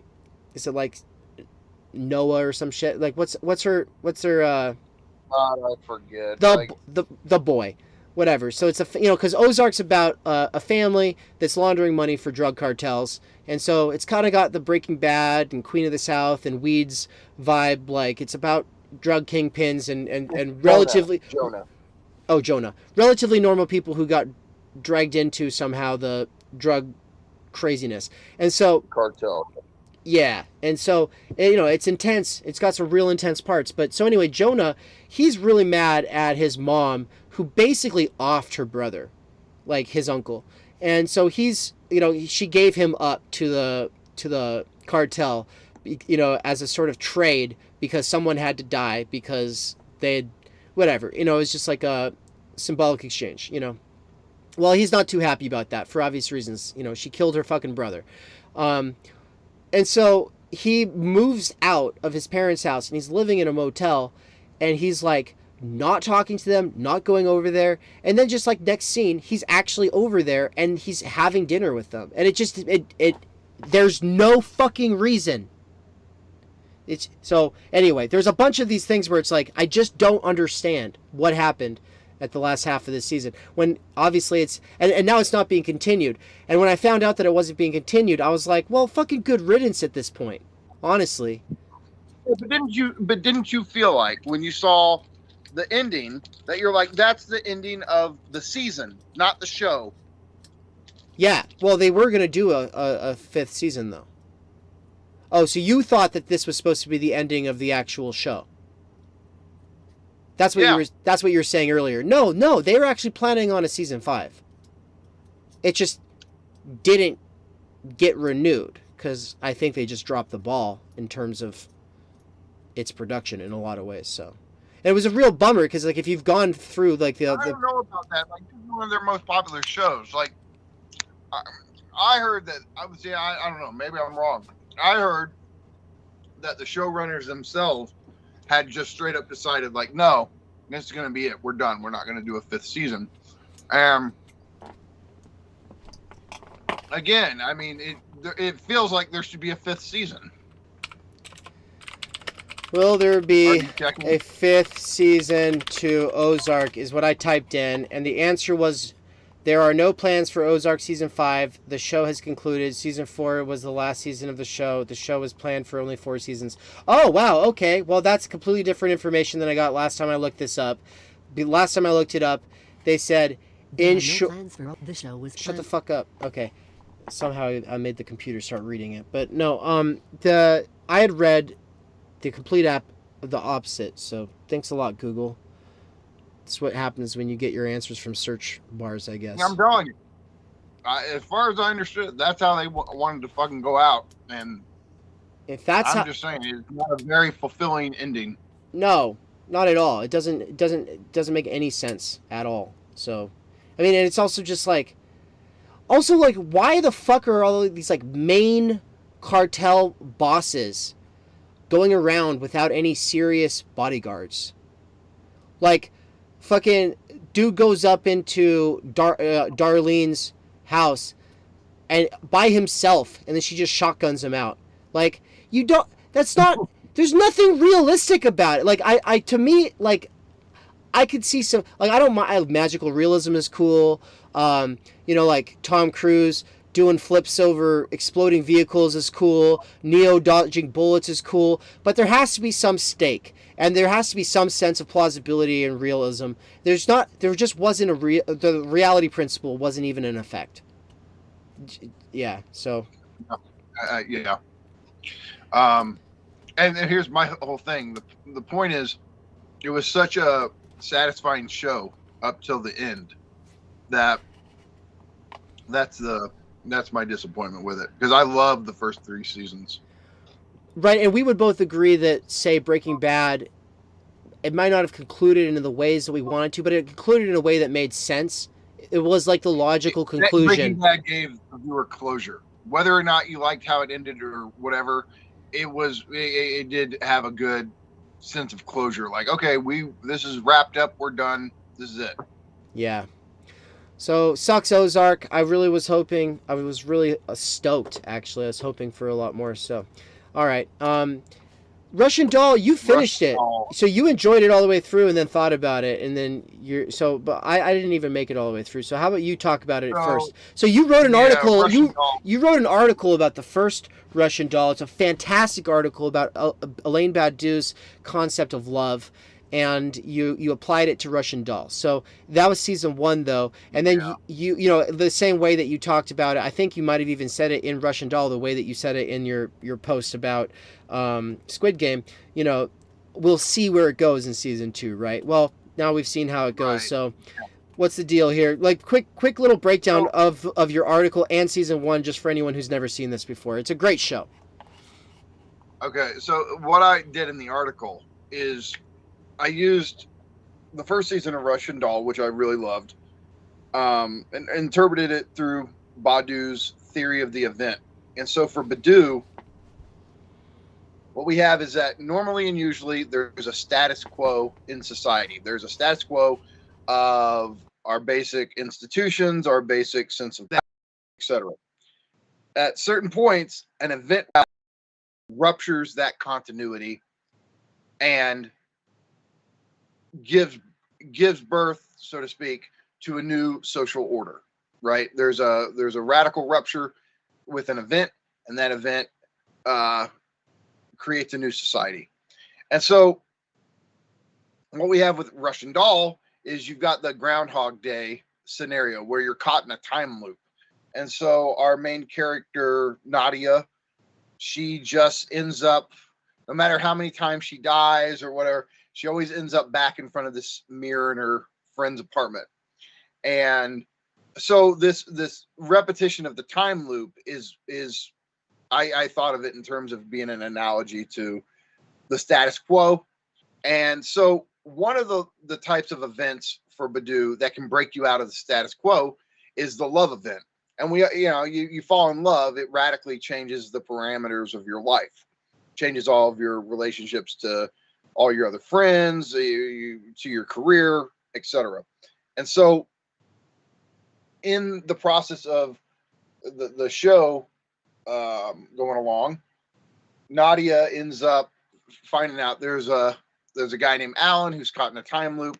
Well, these two, they fall in love in a sense. It's not like they hold on. Sorry, I've got to step away for a second. I can still hear you, but I'll just be away while you're talking. So I'm going to step away for a second.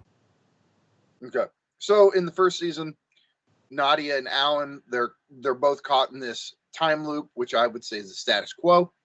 And they develop a love for each other. Now, again, I'm not saying it's full-blown romantic love, but it's enough of a love that it's a kind of event that ruptures the status quo for both of them. It breaks the time loop, and they get to start anew, right?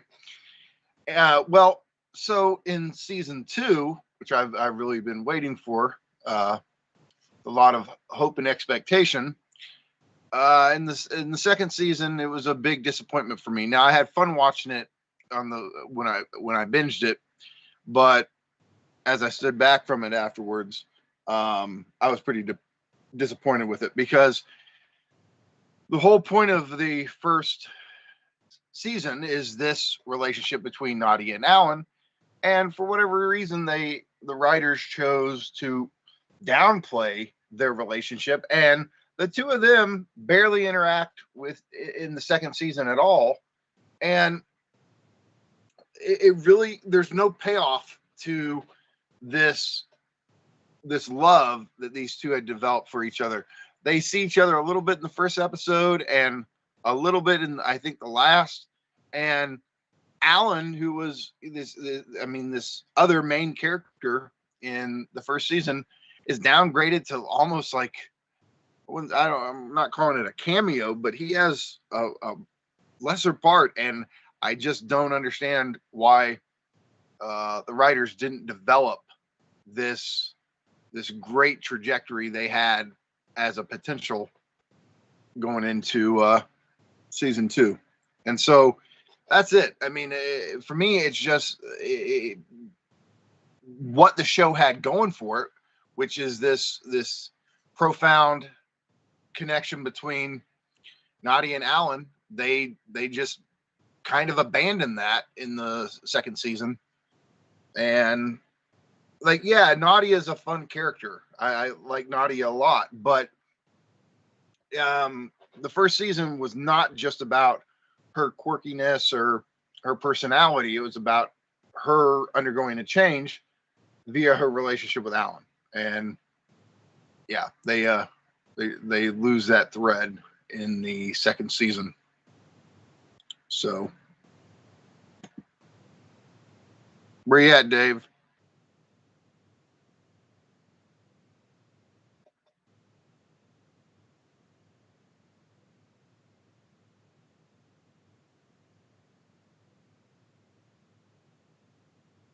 Well, I guess we'll wait. But yeah, I take it there'll be a there I am. Season. Okay. So yeah, let me put you back on my headphones here. Sorry about that. Had to, sometimes the streamer's got to go to the bathroom. So, but what was your reaction to Russian Doll? So I mean, you kind of you confirmed my suspicion, which is just that they were going to try to, and this has been a sort of developing line of critique with a lot of things for me. I don't like when you're they just kind of, they assume you give a fuck about the character. They don't give you more reasons to give a fuck about the character. They basically take the fact that you gave a fuck about the character before, and then they ride on that. They don't keep developing the character. So they're just like, you already said it, quirky personality. No, this is not a... So what makes a person, in terms of like significant experiences, are these kinds of events. Now, for Badu, obviously, like there's like world historic events, like, the death, the Jesus Christ is a world historic event. The Russian Revolution, the French Revolution, the American Revolution, world historic events. I don't know if he'd say so much about the American Revolution, but because he's a communist. But at the same time, like these are like world historic events. People, it affects masses and people, going forward for thousands of years, orient themselves in some respect to it, whether it's like for or against or whatever. But at the sort of micro level of the human subject, there are events in your life that change things significantly. So we're just supposed to, I think it's like episode 1 or 2, like she goes back, it's Alan, right? Yeah. And it's just like, you pick up on the fact that they're no longer together. He's just like, oh my God, like kind of like, he's kind of weirded out about the fact that she's there.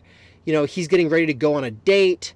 So like they've moved on, but she's there because she wants to tell him. It's not like they were in a full-blown relationship. Like I emphasize that, but there was some sort of love dynamic between them. And my issue is just that they act like they're distant from each other. They don't develop their own relationship further. It doesn't have to be romantic. It's just fair. They separate them for the whole fucking season. Like, okay, so they both have hearts. They both have feelings. All I was able to pick up on is Alan's not exactly delighted to see that she's there. She just wants to kind of like dump on him that something's happening. But like, they're But like, what's going on though? Like, they're not going to like like honor the fact that there's something here. Now, even if it's just a friendship, but there might be a little bit of like feelings and like, well, that's shit you got to work through with the characters, because that's what real people have to work through. You can't have like something happen and then like, oh, now it's just gone. No, you got to work through that. You don't just magically move on. Like, develop their relationship is what it boils down to. And to me, like, there is this part of me that's like, I don't know, but like, I suspect that there's just like people who are like, this is good though. What we're doing is we're showing a strong woman character who's got her own fucking shit going for her, and her life does not revolve around some man, and so she's empowered, and we're breaking through, and we're normalizing the fact that, you know, not every relationship turns into something. Oh, you know what? Fair enough. But there's significant life events to people, and how you live from those. You know, that's how we fucking understand this character. Like, and so even if it's not going to go, you know, say like this traditional path, because I'm not saying it should. I'm saying, but something's got to fucking come of it. You don't just, oh, we'll just move on. It's under the rug, whatever. Right? Yeah, and that's what they do. Yeah. So. Well, let's move on like they did. Yeah, let's move on like they did. So. All right. So the multiverse films. Oh my fucking God. When Anne and I saw Everything Everywhere All at Once, I asked her on the way to it, I was like, what is this movie again? And she's like, oh, it's the multiverse movie. I was like, oh, sweet. And to me, I don't think I'd seen a trailer yet. I didn't know any of these actors that are in it like you did. For me, I went in with no expectations. Sadly, you went in with like too many expectations. So everybody, like, I don't think that anything that we're going to say about this is going to spoil it for you, even though there will be spoilers. I don't, like, factually speaking, there might be some spoilers, but I don't think anything we're about to say is going to like ruin it for you. The only thing that's going to fucking ruin it for you is someone going, oh my God, you have to see it. Okay? So yeah, it's the greatest movie ever made. Yeah. No, I mean, it's hands down. It's a good movie. I think you should see it while it's in theaters, and I don't say that about anything else. I mean, like, I wish I'd seen Enter the Spider-Verse in theaters. Yeah, that was a good one. And the fact is just like when it comes to visually stunning effects and like epic like sound, there's just certain movies where you're like, dang, like that one would have been cool. No, like, I remember seeing 51st Dates in the theater. Like, no, you don't need to see that in the theater. It doesn't fucking matter. You can watch that on a little tiny screen. It won't make a difference. But yeah, when it's something like this, though, it's like that's what the theater was made for. And so I would say, you know, anybody who's into philosophy, you know, if you like watched, you know, The Good Place, because one of the main characters, Chidi Adegoniye, he's a philosophy professor. The whole thing's taking place in the afterlife. There's all these like ethical conundrums. I mean, the guy is a walking, talking ethical conundrum. You know, he's like a kind of an analytic philosopher in that sense, even though he's got Heidegger and Kierkegaard on his like bookshelf. But you know, anyway, so if you like The Good Place, you know, because it's got like this, it does bring in like philosophy into the pop culture discourse to some degree. Maybe not to your satisfaction or whatever, but it's still fucking cool. It's cool to see it. This is one of those movies that's like that, except I think it's going to be a bigger deal in a sense. Like, I don't think that if people want to think about absurdism and nihilism, I think a really good thing to watch would be Everything Everywhere All at Once. Yeah. And I told you, my favorite thing about it is that the way it deals with nihilism, or the black donut, the dark donut, whatever. Yeah. It doesn't rely on some transcendent fix. Like, nihilism isn't fixed through reaching some transcendent higher reality. Nihilism is fixed through our symbolic relationships with other people, in cultivating more profound, more meaningful relationships with one another. And that's the big solution at the end of the film, is this deepening, this cultivation of your relationships with the people around you.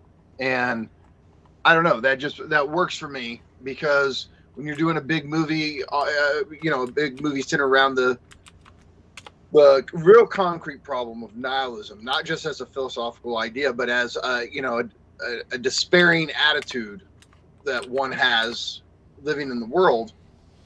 I really love that it didn't rely on some, you got to have some profound otherworldly experience to cure it. No, you don't. And I think it presents a very grounded strategy against nihilistic despair. Yeah, and one of the things that we talked about when we first talked about it was that it plays off of a couple of there's elements from other movies that are being brought in here into some like new synthesis in a cool way. Like, for instance, the whole thing like kind of revolves around this Chinese immigrant mom, or like I don't know if she's native born or what the deal is, but like she speaks Chinese, she's running a laundromat, and she's got like it's a small company, it's a small family operation, she's making the whole fucking thing go, and she's got to go deal with the IRS because they're being audited. A total like nightmare, because like nobody wants to do their taxes, first of all. So like it's a super relatable experience, even though it's like I don't know a lot about Chinese culture or what it's like to be a Chinese person in America, and I feel like this actually does a great job giving you a glimpse into it in a way where it's like they're relatable but not subsumable in a way that I think, for instance, like a Levinasian could probably appreciate, right? Like, and what makes it relatable is just like, fuck taxes and fuck being audited and fuck bureaucrats. And so like, but once she's in there, this is where the Matrix shit starts happening. So like the whole, I care really mainly about the first Matrix movie, right? Like I think for both of us that was a really big deal, right? Oh yeah. The first Matrix movie is just it's a standalone for me. I don't care what they keep doing with it, with the franchise, but the first Matrix movie has like this, like, he doesn't know what's going on, but he's got a phone call and someone's telling him that, you just got to trust me and you got to do this and you got to do that and you got to navigate, there's people coming for you and all of this stuff. All of that kind of happens in a pretty short period of time in Everything Everywhere All at Once, except that it's like her nice but kind of lame husband, who's also like thinking about divorcing her, like all of a sudden turns into someone who's like super alert and very serious and is like, okay, I need you to do this and I need you to do that. And she's just like, what the fuck are you talking about? And basically, his body's being taken over by a different version of him from a different universe somewhere else. And he's trying to get her to get out of the situation that she's in as quick as possible, because someone's coming who's going to not just try to probably kill her, but also like destroy the entire universe. Right. Right. And so, exactly, someone suffering from nihilistic despair. Yeah, because somebody figured out how to travel the multiverse and how to do that. Yeah, exactly. You have this godlike intuition of what all of your what it would be like if all of your possible selves were actualized, and it can be a profoundly nihilistic experience where you go, oh, that's it. If I could have had all these other lives and all of them all together, this is all it would amount to. Okay. So Anne had paused the live stream for a bit and then was catching up at 1.75 speed, and then was getting into the pop culture part, and then discovered that she just said, she's like, oh no, I don't want to hear any critiques of Everything Everywhere All at Once. I think that all I have to say is that it got overhyped for Mikey. I don't think we need to say that it's like, we're not critiquing. I don't know if we're critiquing it so much. I love the movie. It's great. Yeah, Anne wants to go back and watch it. I mean, I want to watch it again. I rarely want to see something again. I mean, I don't know if I've rewatched something in theaters in my adult life. Anne came out of that saying that was the best cinematic experience of her life. Now, I don't know if she's being completely hyperbolic or not, but I understand why, though. It was, like, legit, like, the coolest experience I've had going to the theaters that I can remember, right? Like, it was... Oh, it's definitely one of the better movies in the last few years. Definitely. Like, yeah, in the last few years, see. But it's visually mind-blowing. And I think that something that they were able to do was use a lot of quirky humor without overdoing it and making it feel fucking forced. And I think that in the age of Netflix, I don't know what it is about these writers, but they almost always have like this quirky fucking humor that feels forced. I don't know what, I don't know why. It's just not believable. And the thing is like what's going on in Everything Everywhere All at Once is so unbelievable. Like, people start eating their chapstick and like what are a few examples of some absolutely ridiculous stuff that they show? I that's the main one I remembered was that. At one point, a couple of people they have to do all that stuff to warp and become embodied in one of their other selves. Right, so you can only switch out of the universe that you're in into a closer universe, or into a universe that's relatively close, by doing something that's so improbable. Which, I liked. Surrealist, basically. Yeah, and so they end up doing all kinds of crazy stuff. And there's actually a couple things that do come to mind that I do want to tell you all about, but I'm not going to, because it would actually, I think, genuinely spoil it. But the point being is, like, there's this really, really absurd element to all the different kinds of things that they have to do in the middle of fight scenes to be able to switch between universes. And it's not, it's funny, but it's not quirky, forced bullshit. And I genuinely don't know how they pulled it off, but they somehow managed it. But at a philosophical level, just beyond like nihilism and absurdism and all of this stuff, something that I think that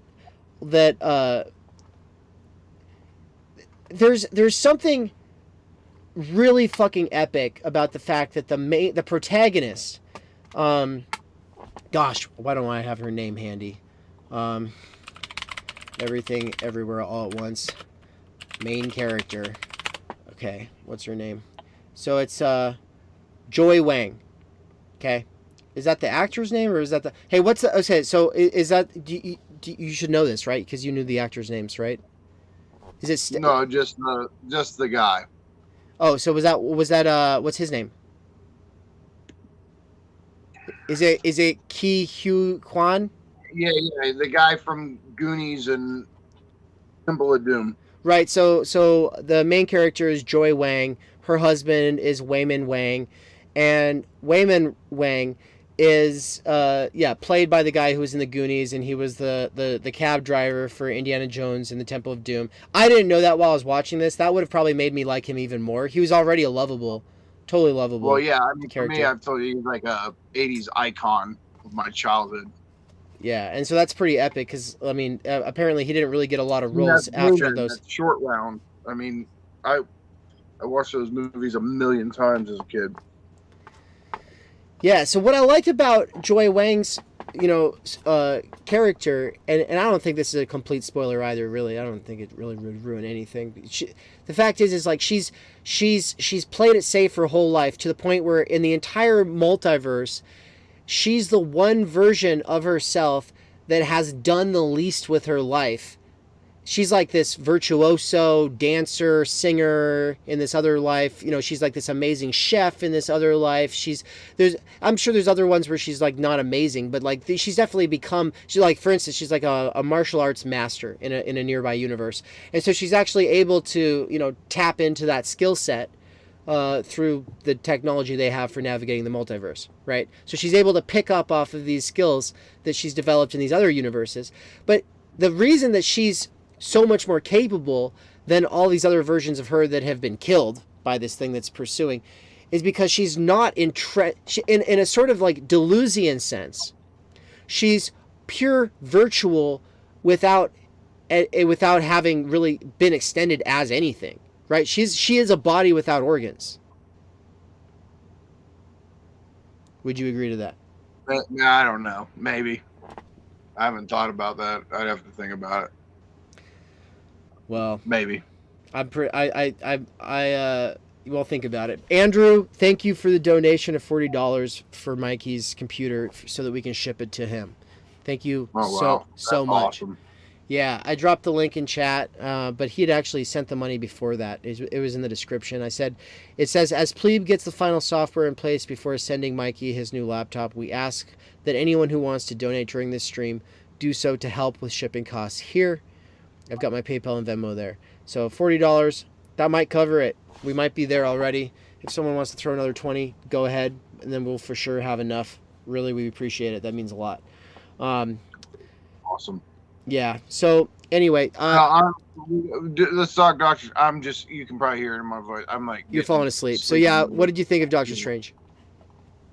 I really liked it. You know, look, I love Sam Raimi, and as director of the Evil Dead films and Army of Darkness and a bunch of other movies I loved growing up. I love that he got to do his own thing. I don't feel like the studio was hanging over his shoulder telling him, oh, you got to do this or that.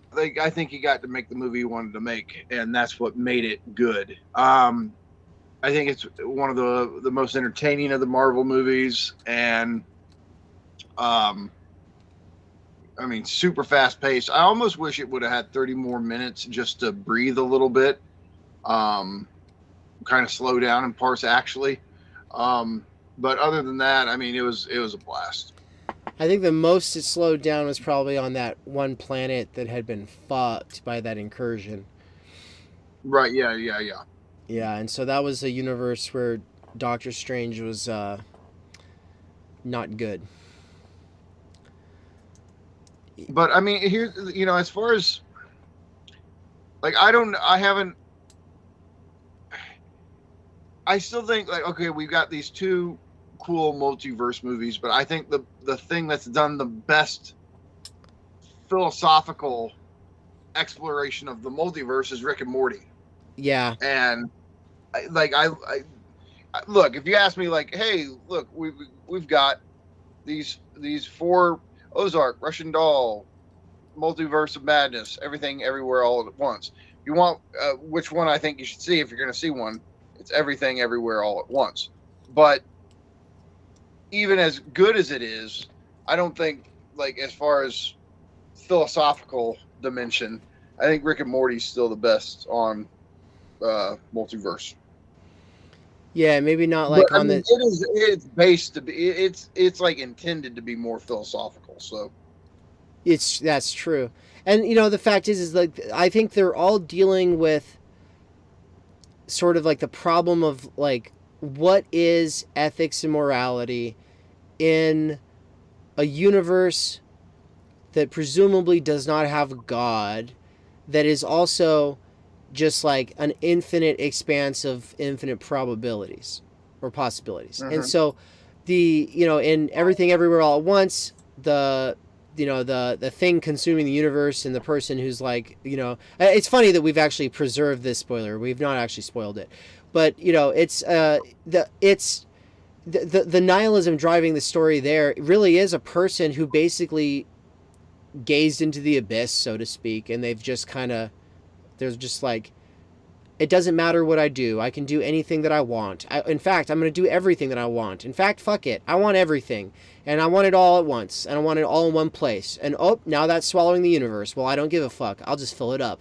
I'll fill up the empty hole. Which is also, it's like kind of plausible that a human in that situation would end up doing some bullshit like that. But the multiverse and Rick is kind of similar to to that in Rick and Morty, because he's seen too much. This is why he's got to be drunk all the fucking time. The guy is a complete wreck. Right. Yeah. To him, he's just like, it doesn't fucking matter. Nothing that I do actually matters. But in Multiverse of Madness, I don't know. I don't know if there's really that nihilism. The villain is not being driven by nothing matters, but is instead where the solution to nihilism and Everything All at Once is family relationships. There's only one thing that matters. In Multiverse of Madness, all she wants is her kids. The problem is she doesn't have her kids in this universe, but she knows they exist in like all the other universes, and she wants them. And is driven to like complete insanity, I think, Well, then in the pursuit of it. meaning itself can be nihilistic in the sense of if you're willing to destroy everything for a certain meaning, that's a weird type of inverted nihilism, I guess. Okay, so that is also, then that's a way of saying that this is also about nihilism. So all the multiverse movies are also symptomatic of a culture that's obviously suffering from its own nihilism and alienation, and so this is, I think that that these movies that they're able to they're able to capitalize on and resonate with people because we all feel completely overwhelmed by the chaos of the actual world today. So, well, look, the basic Lacanian insight would be that if we talk about value, McGowan is really good on this. Value comes from not having, right? Well, if you live in a universe that has an excess of use, like your value goes down in a sense. It's a basic logic of right. There's too much of me for me to matter, and I think the multiverse stuff is playing with that idea of what happens if you were, in a sense, infinitely duplicated, right? And so, right. Well, it's also, it makes you wonder, like, if it's also playing with the logic of commodity. Oh shit, we lost him. Did I lose the internet, or did I just lose him? What the hell? Where'd you go, Michael? We might have just... Here, I'm going to try to call him back.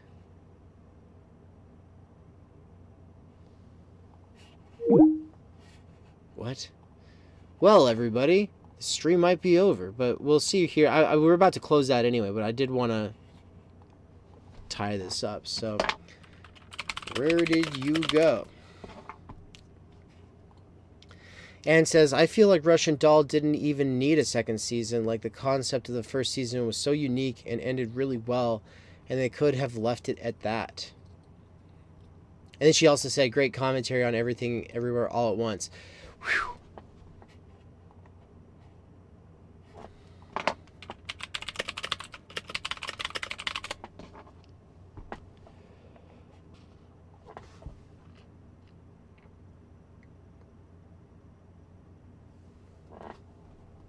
Okay. Nihilism. He was tying it into consumerism. And I've got a couple things I want to say about nihilism before we close out. Okay, here we go. What? Call ended. Skype, what is going on?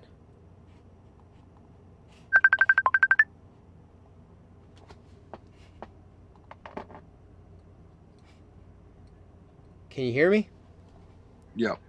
All right. I don't know what the fuck's going on with Skype, but I'm glad we have an alternative. So you were just tying this into consumerism. I was just saying that just like how a box of Rice Krispies really don't mean that much to you. They're not a profoundly sacred object, precisely because they're, so to speak, infinitely duplicated via commodity production. Makes the same kind of logic seems at play in the multiverse, where if there's an infinite duplication of yourself, well, then how much do you matter?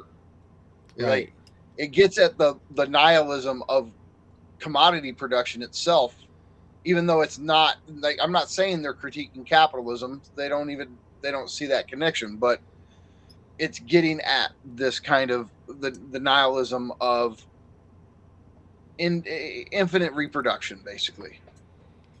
Yeah, and the idea that you can have everything all at once, but that's meaningless is kind that's the whole point. You enjoy what you don't have. If you have everything everywhere all at once, you have nothing. Right. Like, that's the weird logic of psychoanalysis. Yeah, and so, when with the death of God, which obviously isn't God fell over dead. The point is like Pope, King, and God stopped being the center of the universe, and we stopped as a planet with Copernicus. We stopped being the center of the universe, and so humans have been kind of reeling from that. And that's Nietzsche's whole like, oh fuck, we're in quite a situation here. People are in wow, there's a big universe out there. Now, I don't think he gets so much caught up on that. He's just like, we don't have like a center for meaning anymore. What the fuck, Well, I do think that like, it's funny because like when you watch Cosmos and you hear Carl Sagan, wax kind of like poetic. I know people would think it's philosophical, but really it's just poetic. He's just like, look how big it all is, and we're just this little blue dot. All of our wars, all of our love and suffering, it's all just on this little blue dot. And I remember thinking like, wow, that's deep. But then it's like, that's fucking like it's like, it's when you take this perspective where it's just like it sort of trivializes all of our shit. And in a sort of sense, he's like saying, but that's good though. If we could just realize, we're just like, it's kind of like what's that guy's name who does we're just on planet Earth, right? Or no, Spaceship Earth. I always forget this dude's name, but it is troubling if you don't. I don't know. I think that it is something that with the death of God, we try to replace those old symbolic frameworks with, well, we just have capital and we can have consumerism and we can make the numbers go up, and then you can have everything everywhere all at once, and people are like, well, that's not satisfactory. And so I see interest in multiverse stuff as a sort of symptom of all of that. But I wanted to just bring this up before we close out. It's just Americans really love to fixate on this determinism versus free will thing, and like, it's weird to me, like, how uninterested we've been in this as a problem, because it's just not in our wheelhouse. But it seems like the multiverse is a way of being a compatibilist. I wanted to hear what you thought of that, because instead, it's basically like, yeah, everything is determined. Okay, you can make choices, but then there's the you that didn't make that choice, and that you that didn't make that choice still has to live with the choice that it made or didn't make. Yeah, I don't know.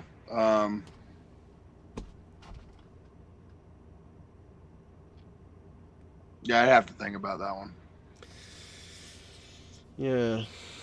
Well, I'm out of steam. We've run Mikey dry, so. Anyway, well, that's an interesting connection, though. That's something like you could write a blog post talking about that, because I don't think anybody, I haven't heard anybody mention multiverse in relation to freedom and determinism like that. Yeah, it's a way of like, I mean, if it's real, then you're going to be indifferent about your decisions you make. Are you? It's weird to think that every time you decide to do or do not, that there's like this split between worlds. Mm-hmm. So yeah. Anyway, all right, folks. I mean, we somehow made it through this thing. We didn't have too many technical difficulties after we got started until the end there, so that's good. Thank you for donating to Free Mikey, to the Patreon, but also to the laptop, everybody. It's a small amount of people were able to make that possible. Thank you so much. It's awesome. And so, and we didn't even get into note taking and all that. We'll do that some other day. Yep. But thank you so much, everybody.